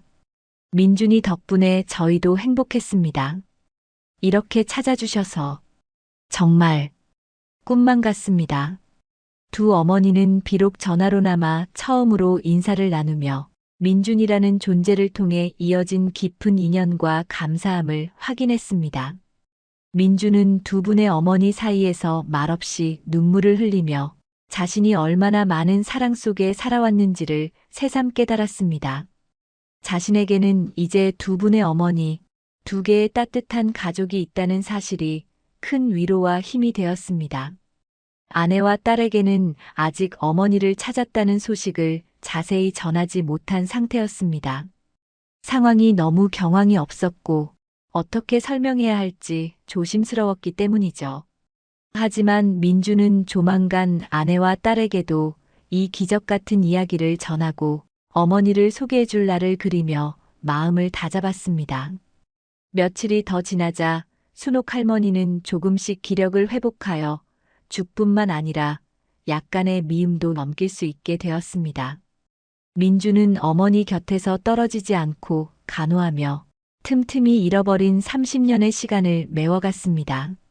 어릴 적 민준이가 좋아했던 음식 이야기, 동네 친구들과 놀았던 이야기, 할머니가 기억하는 아들의 작은 버릇들, 그리고 민준이가 살아온 세상 이야기, 건축가로서의 삶, 그의 생각들. 두 사람은 밤이 깊어가는 줄도 모르고 서로의 이야기를 나누며 웃고 울었습니다.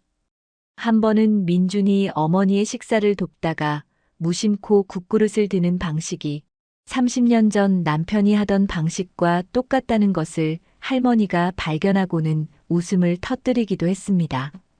또 한 번은 할머니가 읊조리던 옛날 이야기의 다음 구절을 민준이 기억해내어 함께 완성하기도 했죠.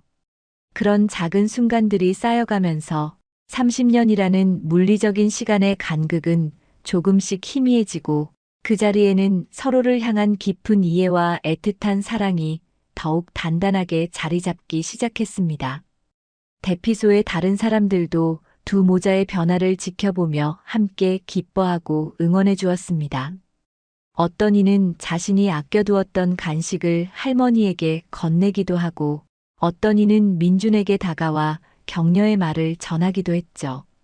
절망 속에서 피어난 기적은 두 사람뿐만 아니라 재난으로 고통받는 공동체 전체에 잔잔하지만 강력한 희망의 메시지를 전파하고 있었습니다.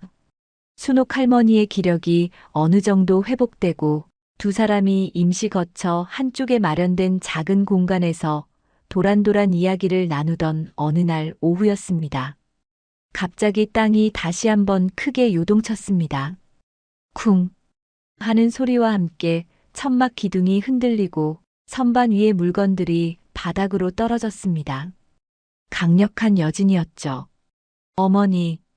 민주는 본능적으로 어머니를 감싸 안았습니다. 순옥 할머니 역시 공포에 질려 아들의 품을 파고들었죠. 대피소 안은 순식간에 아수라장이 되었습니다. 사람들의 비명과 아이들의 울음소리가 뒤섞여 터져나왔고 모두 공포에 질려 어쩔 줄 몰라 했습니다.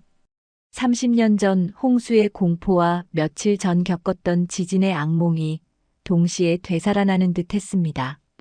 하지만 이번에는 혼자가 아니었습니다. 순옥 할머니는 아들의 단단한 팔 안에서, 민주는 어머니의 떨리는 몸을 감싸 안으며 서로의 존재를 확인했습니다. 두려움 속에서도 서로에게 의지하며 거친 숨을 몰아쉬었죠. 짧지만 강렬했던 여진이 멈추고 주변이 잠잠해졌을 때 두 사람은 서로의 얼굴을 마주 보았습니다. 할머니의 눈에는 여전히 공포가 남아 있었지만 그 속에는 이전과는 다른 아들과 함께 있기에 느낄 수 있는 안도감이 함께 서려 있었습니다. 민준 역시 어머니의 무사함을 확인하고는 안도의 한숨을 내쉬었습니다. 괜찮으세요, 어머니? 괜찮다, 내가 있어서 괜찮아. 여진은 또 다른 공포를 안겨주었지만 역설적이게도 두 사람의 마음은 더욱 단단하게 이어지는 계기가 되었습니다. 함께 재난을 겪고 서로를 지켜주면서 말로는 다 표현할 수 없는 깊은 유대감이 형성된 것입니다. 그들은 이제 어떤 어려움이 닥쳐도 함께 헤쳐나갈 수 있다는 믿음을 갖게 되었습니다.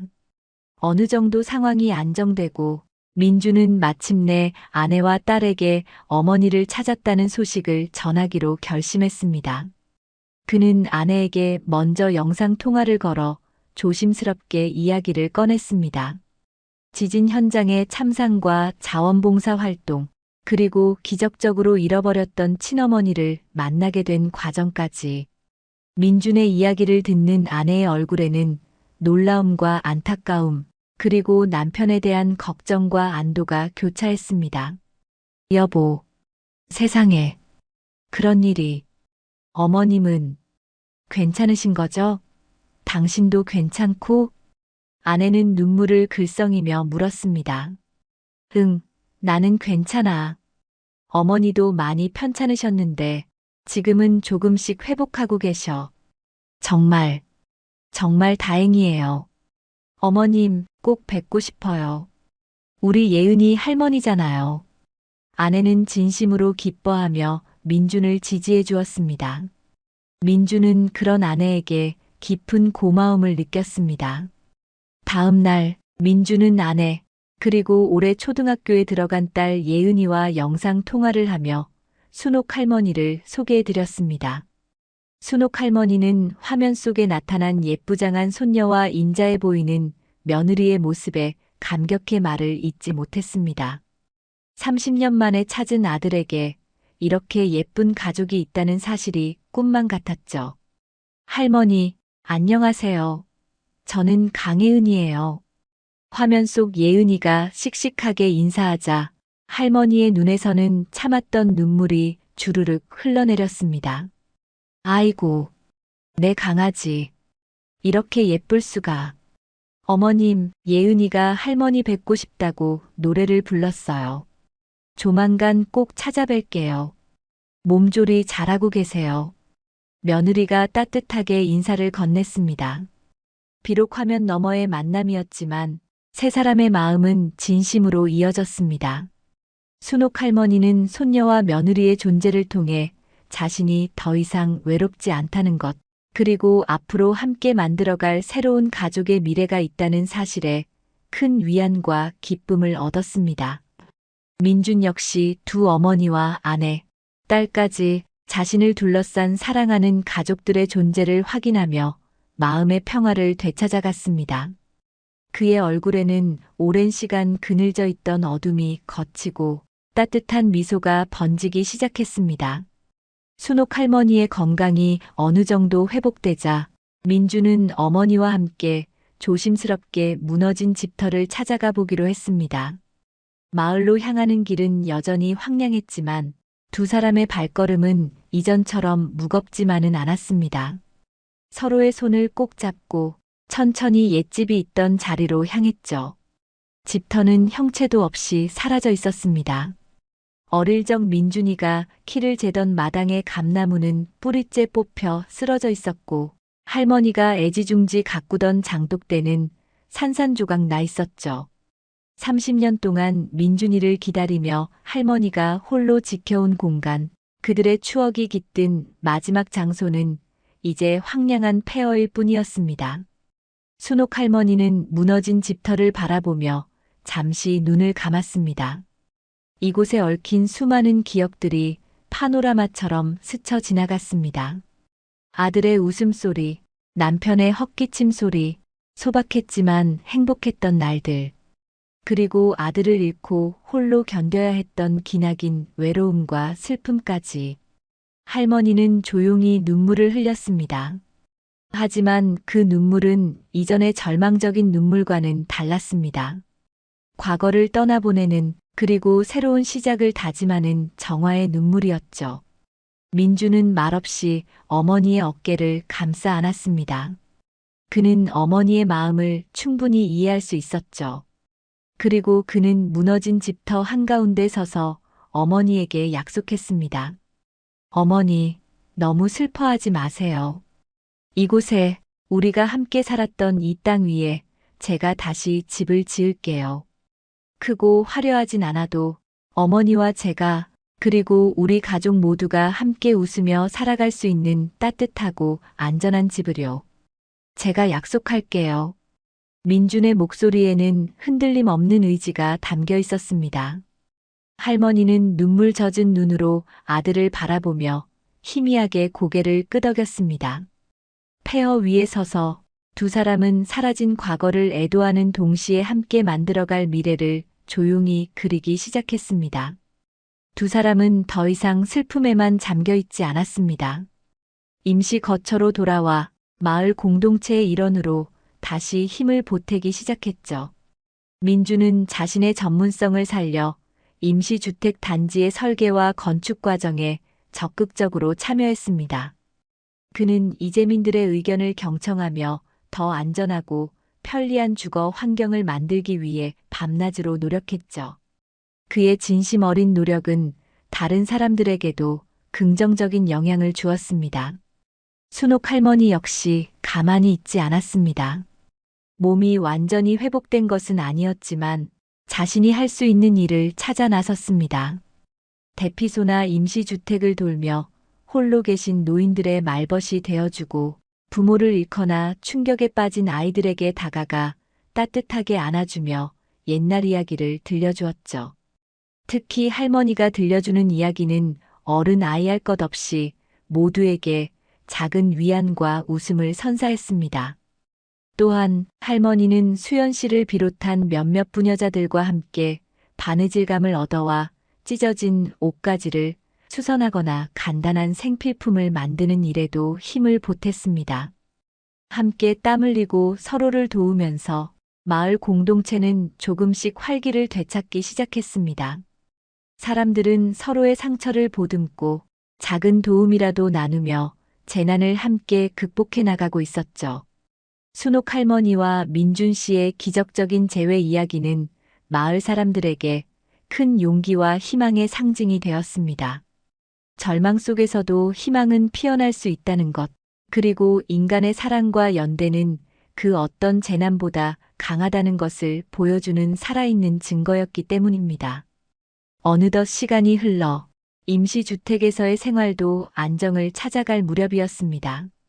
저녁 식사를 마치고 민주는 어머니 앞에 작은 스케치북을 펼쳐 보였습니다. 그곳에는 민준이 직접 그린 작고 아담한 집의 설계도가 그려져 있었죠. 어머니, 보세요. 우리 집이에요. 방 2개의 작은 거실, 그리고 어머니가 좋아하시는 텃밭을 가꿀 수 있는 마당도 만들 거예요. 설계도에는 안전을 최우선으로 고려한 구조와 함께 햇볕이 잘 드는 창문, 노인인 어머니가 편히 생활할 수 있도록 문턱을 없앤 구조 등 세심한 배려가 담겨 있었습니다.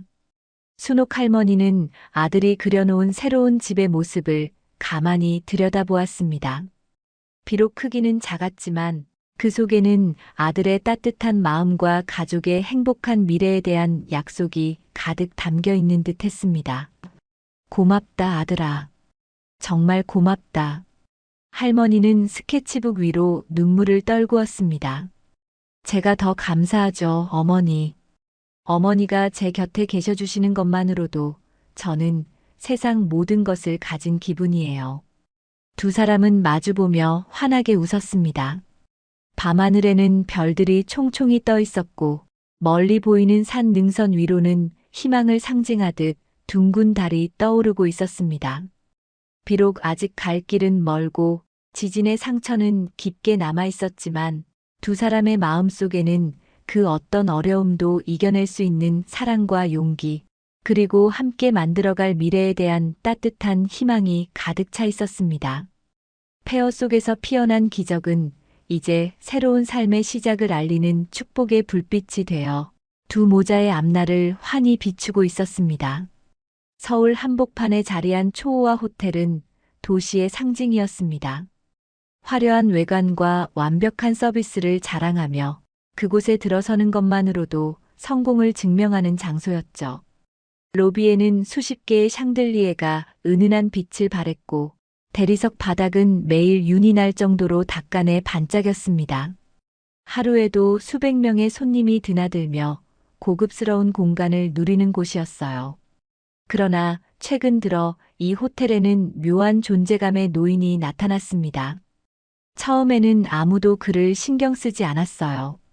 초라한 옷차림의 노인이 로비 구석에서 조용히 앉아있는 모습은 이상하긴 했지만 특별히 문제가 될 거라 생각하지 않았죠. 하지만 그가 매일 아침 같은 시간에 나타나 같은 자리에 앉아있는 모습은 점차 직원들의 눈에 거슬리기 시작했습니다. 그는 소란을 피우지도 않았고 다른 사람들에게 말을 거는 법도 없었습니다. 그저 낡은 가방 하나를 옆에 두고 작은 공책을 펴서 뭔가를 쓰거나 창밖을 바라보며 시간을 보내는 게 전부였죠. 그의 행동은 조용했지만 그의 존재는 묘하게도 주변을 어수선하게 만들었습니다. 손님들 역시 가끔씩 그를 힐끔거리며 웅성거렸습니다. 저분이 도대체 누구죠? 저렇게 앉아있는 걸 보면 손님 같지도 않은데. 그러게요. 호텔 분위기랑 전혀 안 어울리잖아요. 프론트 데스크 직원들은 수군거리며 노인을 경계했습니다. 혹시 노숙자가 아닌가요? 호텔에 불법으로 들어온 거면 문제될 텐데. 하지만 그가 문제를 일으키지는 않았기에 누구도 직접 나서서 그를 쫓아내려 하지 않았습니다. 몇 주가 지나자 노인에 대한 이야기는 직원들 사이에서 소문처럼 퍼져나갔습니다. 일부는 그가 과거에 성공한 사업가였다가 몰락한 사람이라고 추측했고, 또 일부는 그가 자식에게 버림받은 불행한 노인일 거라고 생각했습니다. 그러나 어떤 추측도 그의 정체를 제대로 설명할 수는 없었습니다. 호텔의 총지배인 민재는 이 이야기를 듣고 처음엔 대수롭지 않게 넘겼습니다. 민재는 젊은 나이에 호텔 관리직을 맡아 뛰어난 실력으로 주목받는 인물이었습니다. 그는 사소한 문제에도 민감하게 반응하며 완벽한 관리를 지향했죠. 어느 날 노인에 대한 직원들의 이야기를 들은 민재는 의문을 품었습니다. 그분이 매일 온다고? 그런데 방을 예약한 기록도 없고 대체 왜 로비에서 시간을 보내는 거야? 민재는 직접 확인하기 위해 로비로 나갔습니다. 마침 노인은 그날도 어김없이 같은 자리에 앉아 있었습니다. 낡은 회색 코트에 달아빠진 신발, 그리고 가방에서 꺼낸 낡은 공책을 손에 쥔 채 무언가를 끄적이고 있었죠. 민재는 노인을 유심히 바라봤습니다. 그의 자세는 고요했지만 어딘가 날카로운 기운이 감돌았습니다. 마치 이곳의 주인처럼 로비를 관찰하는 듯한 눈빛이었죠. 민재는 그 눈빛에 잠시 당황했지만 곧 다가가 노인에게 정중히 말을 건넸습니다. 선생님, 실례지만 말씀 좀 여쭙겠습니다. 노인은 고개를 들어 민재를 바라봤습니다. 그의 눈에는 무언가 깊은 감정이 깃들어 있었지만 차분했습니다. 여기서는 고객만 이용 가능한 공간입니다. 객실을 예약하지 않으셨다면 여기에 머무르실 수 없습니다. 노인은 미소를 지으며 천천히 대답했습니다. 나는 손님이 아니지. 하지만 이곳은 나와 아무 관계가 없는 곳도 아니오. 민재는 그의 말에 순간 당황했지만 곧 냉정을 되찾았습니다. 죄송합니다. 호텔 정책상 여기는 손님들만 이용할 수 있는 공간입니다. 협조 부탁드립니다. 노인은 민재의 말을 조용히 들은 뒤 작게 웃었습니다. 그래. 내가 떠나는 게 이곳에 도움이 된다면 그러지. 그는 더 이상 말하지 않고 천천히 자리에서 일어났습니다. 작은 가방을 집어들고는 자신의 공책을 조심스럽게 닫아 넣었습니다. 그러고는 아주 느린 걸음으로 로비를 떠났습니다. 민재는 그의 뒷모습을 바라보며 묘한 감정에 사로잡혔습니다. 그의 뒷모습은 쓸쓸해 보였지만 동시에 무언가 당당함이 느껴졌습니다. 마치 이곳이 자신의 공간이라는 사실을 잊지 않은 듯한 걸음걸이였죠. 노인이 떠난 후에도 로비는 여전히 화려하고 세련된 모습이었지만 민재는 어딘가 허전함을 느꼈습니다. 그날 이후 그는 종종 노인의 모습을 떠올렸습니다. 하지만 일이 바쁜 그는 그 생각을 깊게 이어가지 않았습니다. 노인이 떠난 뒤 며칠 후 호텔은 다시 일상으로 돌아간 듯 보였습니다. 직원들은 여전히 바쁜 하루를 보내고 있었고 민재 역시 호텔 운영과 고객 관리를 위해 정신없이 일하고 있었죠. 그러나 노인의 모습은 몇몇 직원들에게 강렬한 인상을 남겼습니다. 특히 프론트 데스크에서 그의 흔적을 매일 보았던 직원들은 왠지 모를 찝찝함을 느끼고 있었습니다. 그 노인 말이에요. 뭔가 이상하지 않아요? 뭐가 이상한데? 그냥 여기저기 떠도는 노숙자 같은 분 아니었어? 아니, 그게 아니라 뭔가 좀 더 복잡한 사연이 있을 것 같지 않아요? 그분이 마지막에 떠나면서 했던 말 기억나죠? 여기가 내 집이다라고 했잖아요. 직원들 사이에서 노인에 대한 대화가 이어지던 중 청소팀에서 뜻밖의 발견이 보고되었습니다. 호텔 창고를 정리하던 중 오래된 서류 상자가 발견된 것입니다. 이 상자는 호텔이 처음 설립된 초창기 자료들로 가득 차 있었죠. 대부분은 낡고 손상된 문서들이었지만 직원 중 한 명이 흥미로운 사진을 발견했습니다.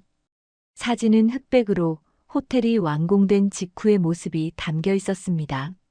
사진 한쪽에는 정장을 입은 젊은 남자가 호텔 입구 앞에서 당당하게 서 있었죠. 그의 손에는 호텔 설계도를 상징하는 두루마리가 들려 있었고 얼굴에는 자부심 어린 미소가 떠올라 있었습니다. 사진 아래에는 깔끔한 글씨로 이렇게 적혀 있었습니다. 창립자 이종수. 이거 좀 이상하지 않아요? 사진을 본 직원은 눈썹을 찌푸리며 다른 동료에게 보여줬습니다.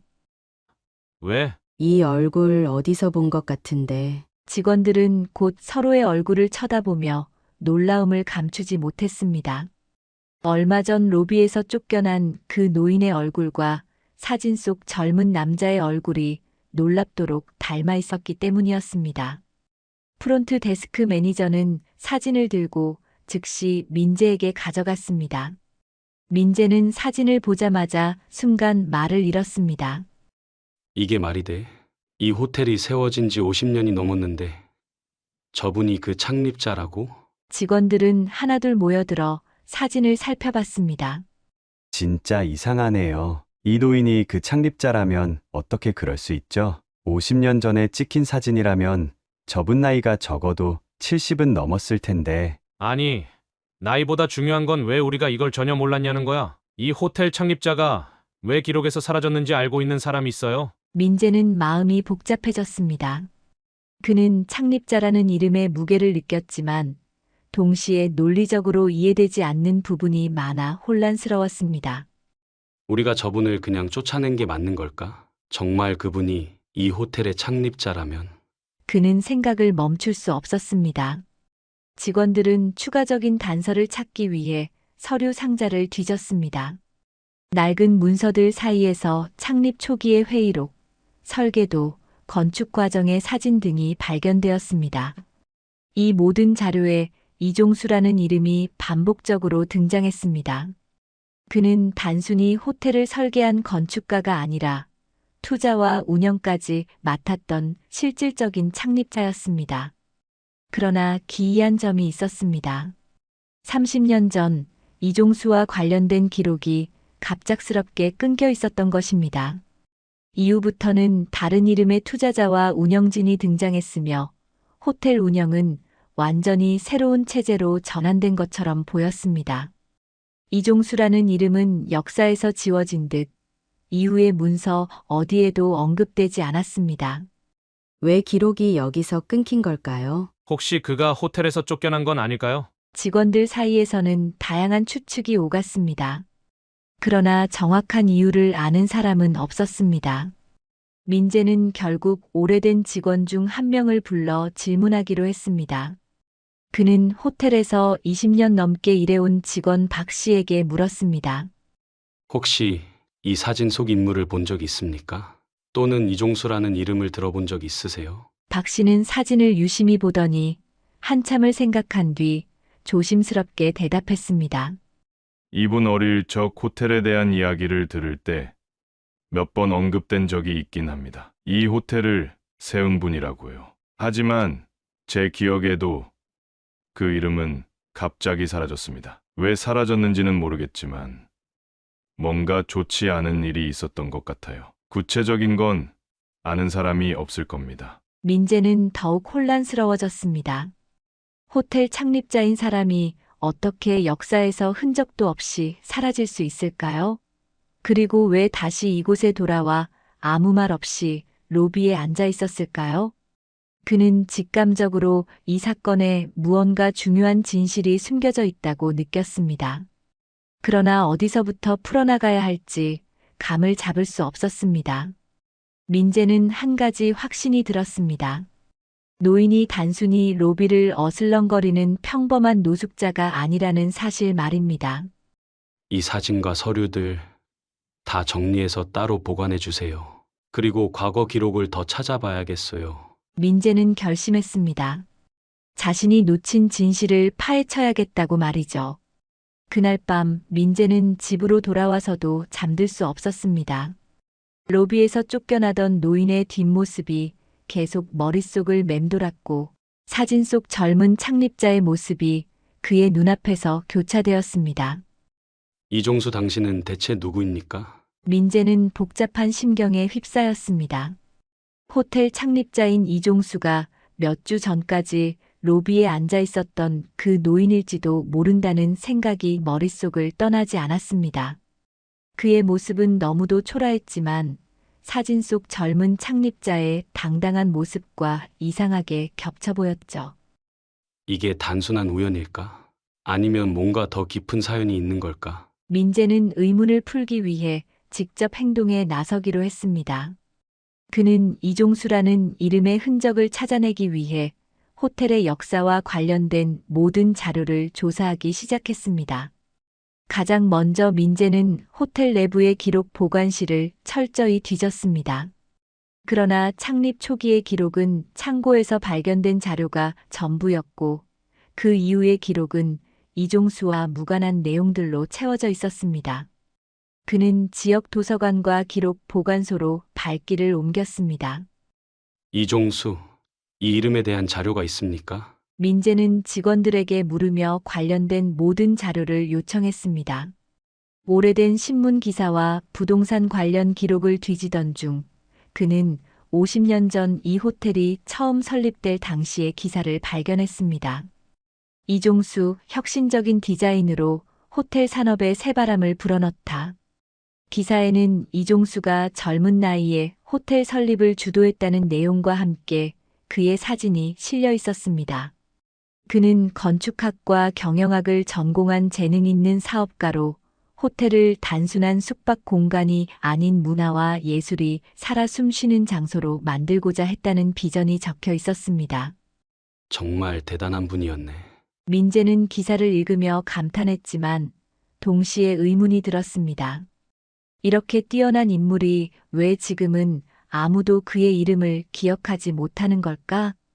조사를 이어가던 민재는 30년 전 한 기사를 발견했습니다. 호텔 경영권 인수, 창립자 이종수의 이름 사라지다. 이 기사는 이종수가 경영권을 넘기며 호텔의 운영에서 손을 뗐다는 내용이었지만 그 이유에 대해서는 자세히 설명되어 있지 않았습니다. 단지 경영진 내 갈등과 건강상의 문제라는 모호한 이유만 언급되어 있었죠. 이후 그는 업계에서 완전히 모습을 감췄다는 사실도 기사에 언급되어 있었습니다. 민재는 호텔에서 오랫동안 일해온 직원들을 불러 이야기를 나누기로 했습니다. 그들 중 몇몇은 호텔이 설립된 초창기에 대한 이야기를 알고 있었습니다. 이종수라는 분에 대해 아십니까? 그분이 창립자였다는 사실을 알고 계셨나요? 민재의 질문에 한 직원은 잠시 생각하더니 고개를 끄덕였습니다. 네, 그분에 대한 이야기는 들은 적이 있습니다. 제가 처음 이곳에서 일할 때 이종수라는 이름이 종종 언급되곤 했어요. 직원들 사이에서는 전설 같은 존재였죠. 호텔을 가족처럼 생각하고 모든 직원들에게 따뜻하게 대해줬다고 해요. 민재는 그 말을 듣고 놀랐습니다. 그런데 왜 그분이 갑자기 호텔에서 사라졌는지 아십니까? 직원은 고개를 저으며 대답했습니다. 그건 저도 잘 모릅니다. 어느 날 갑자기 이름이 사라졌어요. 이후로는 다른 사람들이 경영을 맡았죠. 그분이 왜 떠났는지는 아무도 말해주지 않았습니다. 또 다른 직원은 이종수가 설계한 호텔의 디테일에 대해 이야기했습니다. 지금도 이곳 로비에 있는 천장 조명이 그분의 디자인이라고 들었어요. 당시엔 모두가 반대했지만 그분이 끝까지 고집하셨다더군요. 이제는 이 호텔의 상징 같은 존재가 되었죠. 조사를 통해 민재는 이종수가 단순한 창립자가 아니라 호텔을 자신의 분신처럼 여긴 사람이었다는 사실을 알게 되었습니다. 그가 단순히 사업적 성공을 위해 이 호텔을 세운 것이 아니라 진정한 이상과 열정을 담아냈다는 점이 분명해 보였죠. 하지만 그럼에도 불구하고 그의 이름은 왜 이렇게 철저히 지워졌을까요? 민재는 이종수를 찾아야겠다고 결심했습니다. 그의 이야기를 직접 듣지 않고서는 이 수수께끼를 풀 수 없을 것 같았죠. 그분이 아직 이 주변에 계실 거야. 로비에 매일 오셨던 걸 보면 이 호텔과 거리가 멀지 않은 곳에 계실 가능성이 높아. 민재는 노인의 행방을 찾기 위해 호텔 근처를 탐색하기 시작했습니다. 그는 주변 상점들과 카페를 다니며 물었습니다. 혹시 이런 분 보신 적 있습니까? 민재는 사진 속 노인의 얼굴을 보여주며 질문했습니다. 몇몇 사람들은 노인이 호텔 근처의 작은 공원이나 바닷가를 자주 오갔다는 이야기를 들려주었습니다. 항상 같은 벤치에 앉아 계셨어요. 뭔가를 적으면서요. 근데 어디로 가셨는지는 모르겠네요. 민재는 점점 더 강한 호기심을 느끼며 노인을 찾아 나섰습니다. 그의 머릿속에는 점점 더 많은 질문이 떠올랐습니다. 왜 그분은 다시 호텔에 나타났을까? 호텔은 그에게 어떤 의미였을까? 그리고 왜 30년 동안 아무도 그의 이름을 입에 올리지 않았던 걸까? 그 질문들의 답은 오직 노인에게서 들을 수밖에 없다는 생각이 점점 더 확고해졌습니다. 민재는 노인을 꼭 찾아내겠다는 다짐으로 그의 행적을 추적하기 시작했습니다. 며칠간의 수소문 끝에 민재는 노인을 발견했습니다. 해질 무렵 붉게 물든 하늘 아래 노인은 바닷가 근처의 낡은 벤치에 앉아 있었습니다. 그는 바다를 바라보며 고개를 살짝 숙인 채 무언가를 생각하고 있는 듯 했죠. 그 모습은 고요하고 평화로워 보였지만 어딘가 모르게 쓸쓸한 기운이 감돌았습니다. 민재는 잠시 멈춰 섰습니다. 직접 만나면 무슨 말을 해야 할지, 어디서부터 이야기를 시작해야 할지 머릿속이 복잡했습니다. 하지만 이대로 돌아갈 수는 없었죠. 그는 심호흡을 한 뒤 노인에게 다가갔습니다. 선생님. 민재의 목소리에 노인은 천천히 고개를 돌렸습니다. 그의 눈빛은 여전히 깊고 차분했지만 동시에 나이든 사람만이 가질 수 있는 어떤 피로감이 서려 있었습니다. 제가 누구냐고 물으신다면 이렇게 답하겠습니다. 저는 호텔의 지배인입니다. 그곳에서 일하는 민재라고 합니다. 노인은 민재의 말을 듣고 미소를 지었습니다. 그러나 그 미소는 짧고 사라지며 바닷바람에 날아가 버릴 듯 보였습니다. 나를 찾아온 이유가 무엇이오? 노인의 목소리는 낮고 차분했지만 그 안에 묘한 단호함이 느껴졌습니다. 민재는 용기를 내어 말했습니다. 며칠 전 선생님께서 우리 호텔에 계셨던 걸로 알고 있습니다. 하지만 저희가 선생님을 제대로 알아보지 못하고 신뢰를 범했습니다. 그 점 사과드립니다. 노인은 말없이 고개를 끄덕였고 민재는 이어서 말을 이었습니다. 그런데 우연히 호텔의 오래된 기록을 살펴보던 중 창립자의 사진을 발견했습니다. 그리고 그 사진 속 인물이 선생님과 너무 닮아 있어서 놀랐습니다. 혹시 정말로 그분이 맞으신가요? 노인은 이번에도 한동안 말없이 민재를 바라봤습니다. 그 침묵 속에는 무언가를 가늠하려는 듯한 기운이 감돌았죠. 그러다 마침내 입을 열었습니다. 그래, 내가 그 호텔을 세운 사람이요. 내 이름은 이종수요. 하지만 이제 그곳은 내 것이 아니요. 민재는 노인의 말에 놀라움을 감추지 못했습니다. 그의 머릿속에는 수많은 질문이 떠올랐지만 어디서부터 물어야 할지 몰랐습니다. 결국 그는 가장 먼저 떠오른 질문을 던졌습니다. 그렇다면 왜 그 호텔을 떠나신 겁니까? 이종수는 깊은 한숨을 내쉬며 먼 바다를 바라봤습니다. 그는 잠시 말을 멈추더니 천천히 이야기를 꺼냈습니다. 내가 그 호텔을 처음 설계했을 때 그곳은 단순한 건물이 아니었소. 내 꿈의 결실이자 내 모든 열정을 쏟아부은 공간이었소. 나는 그곳이 사람들에게 단순히 머무는 곳이 아니라 진정한 위안을 주고 특별한 기억을 만들어주는 공간이 되기를 바랐소. 그는 말을 잠시 멈추고 공책을 꺼내 한 페이지를 넘겼습니다. 거기에는 과거에 그렸던 호텔의 초기 설계도가 간략히 스케치되어 있었죠. 하지만 시간이 지나면서 나와 함께했던 사람들의 생각이 달라지기 시작했소. 그들은 돈을 벌기 위해 호텔을 최대한 효율적으로 운영하려 했고, 나는 호텔의 품격과 철학을 지키고 싶었소. 그런 우리의 생각 차이는 점점 커졌고, 결국 나는 그들과 충돌하게 되었지. 민재는 노인의 말을 조용히 들었습니다. 이종수의 목소리에는 씁쓸함과 아픔이 배어 있었지만 동시에 자신의 선택에 대한 후회는 전혀 느껴지지 않았습니다. 결국 그들은 나를 호텔에서 내보내기로 결정했소. 내가 가진 지분을 돈으로 사들이고 내 이름을 기록에서 지웠지. 나는 그렇게 내 꿈을 떠나야 했소. 내 의지가 아닌 그들의 결정으로 말이오. 이종수는 이야기를 계속했습니다. 호텔을 떠난 후 나는 이 세상에서 완전히 사라지기로 결심했소. 나의 이름은 어디에도 남지 않도록 했소. 하지만 그 호텔만은 잊을 수 없었지. 그것은 내가 만든 공간이었으니까. 민재는 그 말에 가슴이 먹먹해졌습니다. 이종수는 자신의 모든 것을 쏟아부어 세운 호텔이었지만 결국 그곳에서 쫓겨났고 이름조차 남기지 못한 채 사라져야 했던 것이었습니다. 그렇다면 왜 다시 호텔로 돌아오신 겁니까? 민재가 조심스럽게 묻자 이종수는 조용히 웃으며 대답했습니다.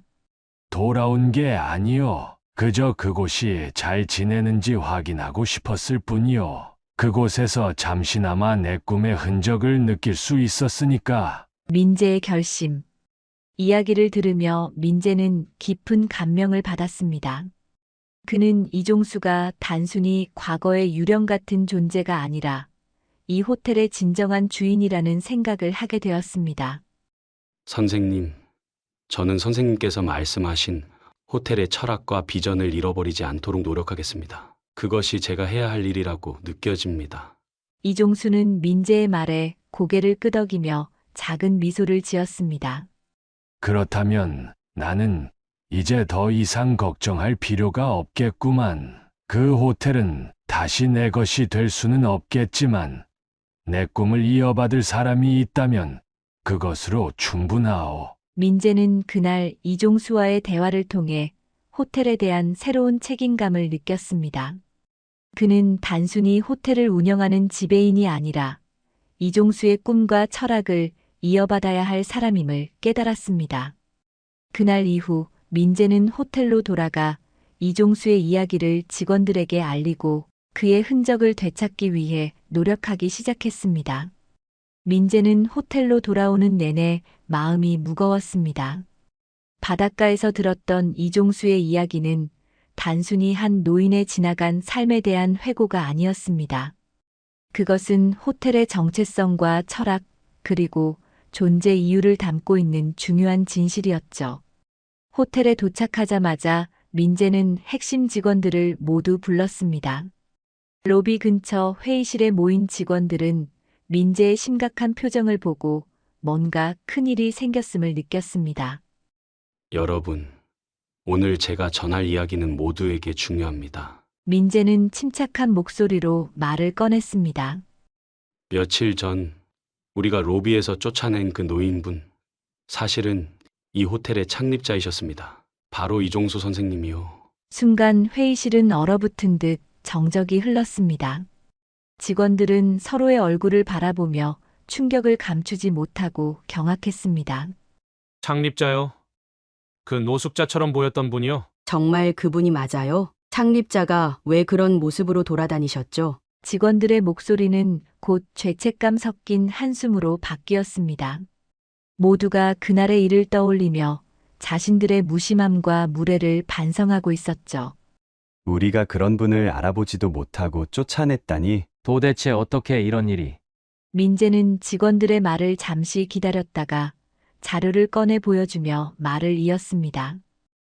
이 자료들은 제가 도서관과 기록 보관소에서 찾아낸 것들입니다. 이 호텔은 50년 전 이종수 선생님이 설계하고 세운 곳입니다. 그러나 30년 전 내부 갈등으로 인해 경영권을 넘기며 호텔을 떠나셨습니다. 이후 그분의 이름은 호텔 역사에서 안전히 지워졌습니다. 직원들은 오래된 사진과 설계도를 보며 더 이상 부정할 수 없었습니다. 그들이 로비에서 쫓아낸 노인이 바로 사진 속 젊은 창립자와 동일 인물이라는 사실을 깨달았습니다. 우리가 해야 할 일이 있습니다. 민재는 단호한 목소리로 말을 이었습니다. 그분에게 진심으로 사과드리고 호텔로 다시 초대해야 합니다. 그리고 그분의 이야기를 알리는데 최선을 다해야 합니다. 직원들은 모두 고개를 끄덕이며 민재의 말에 동의했습니다. 며칠 뒤 민재는 이종수에게 다시 전화를 걸었습니다. 선생님, 저희가 큰 잘못을 저질렀습니다. 정말 죄송합니다. 부디 다시 한번 호텔에 와주시면 감사하겠습니다. 선생님께서 세운 이곳에서 직접 사과드리고 싶습니다. 이종수는 잠시 침묵하더니 짧게 대답했습니다. 내가 가도 되겠소? 물론입니다, 선생님. 이곳은 본래 선생님의 집입니다. 그리고 마침내 이종수는 호텔에 다시 발을 들였습니다. 이번에는 그의 걸음걸이가 이전과는 다르게 보였습니다. 로비로 들어선 순간 그의 눈에 눈물이 맺혔습니다. 민재와 직원들은 정중히 고개를 숙이며 그를 맞이했습니다. 선생님, 저희가 큰 실수를 했습니다. 정말 죄송합니다. 민재의 말에 이종수는 잠시 아무 말도 하지 않았습니다. 대신 그는 천천히 로비를 둘러보았습니다. 여전히 내가 설계한 대로 남아있군. 이 조명, 이 대리석 기둥, 내가 꿈꿨던 이상이 그대로 살아 숨쉬는 공간이지. 그는 손끝으로 대리석 기둥을 가볍게 만졌습니다. 그의 눈빛에는 옛 기억과 감동이 뒤섞여 있었습니다. 로비 곳곳을 둘러보며 그는 다시 그 시절로 돌아간 듯한 표정을 지었습니다. 이곳은 단순히 건물이 아니었소. 내 열정과 혼을 담아낸 공간이었소. 직원들은 그의 이야기를 들으며 숙연해졌습니다. 민재는 그의 말을 경청하며 그동안 잊고 있던 호텔의 진정한 가치를 깨닫게 되었습니다. 이종수의 정체가 직원들과 손님들에게 공개되자 모두가 경악했습니다.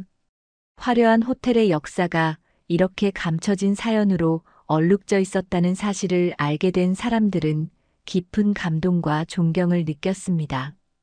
호텔 경영진은 즉시 회의를 열어 이종수를 명예회장으로 추대하기로 결정했습니다. 그는 다시 한번 자신의 이름을 호텔과 연결시키며 사람들에게 그의 철학과 비전을 전할 수 있는 기회를 얻게 되었습니다. 호텔은 단순히 잠을 자는 공간이 아닙니다. 이종수는 직원들과의 모임에서 조용히 말했습니다. 사람들이 이곳에서 삶의 특별한 순간을 경험하고 따뜻한 기억과 위로를 얻어가길 바랐습니다. 그것이 내가 이 호텔을 세운 이유였습니다. 직원들은 그의 말에 깊이 감명을 받았고 그의 철학을 이어받아 호텔을 운영하겠다고 결심했습니다. 몇 주 동안 이종수는 호텔에 머물며 직원들에게 자신의 비전과 가치를 전수했습니다. 그는 모든 사람들에게 호텔이 단순히 화려한 건물이 아니라 사람들의 삶에 잊지 못할 추억과 위안을 남겨주는 공간이 되어야 한다는 점을 강조했습니다. 그러나 얼마 후 그는 조용히 호텔을 떠났습니다. 그는 더 이상 자신의 존재가 호텔의 중심이 되는 것을 원치 않았습니다. 대신 그의 정신과 철학이 호텔에 깊이 자리 잡기를 바랐습니다. 그가 떠난 이후에도 호텔은 그의 가치를 중심으로 운영되었습니다. 직원들과 손님들은 그의 이야기를 가슴에 새기며 이곳을 더욱 특별한 공간으로 만들어갔습니다. 호텔은 단순히 머무는 장소가 아니었습니다. 벽에는 그의 철학이 스며들어 있었고 로비의 따스한 조명은 사람들의 마음을 위로하며 그의 꿈을 조용히 전하고 있었습니다. 손님들은 이곳에서 단순한 휴식 이상의 감동을 느꼈고 직원들은 자신들이 단순한 서비스 제공자가 아니라 그의 정신을 이어가는 존재임을 깨달았습니다. 공간 속에서 흘러가는 모든 순간은 그의 열망 위에 새롭게 쓰여졌습니다. 그렇게 호텔은 한 사람의 꿈에서 시작된 장소에서 모두의 기억이 공존하는 특별한 공간으로 변화했습니다. 그의 철학과 정신은 사람들의 삶 속에서 살아 숨쉬며 시간의 흐름 속에서도 결코 잊히지 않는 빛이 되었습니다.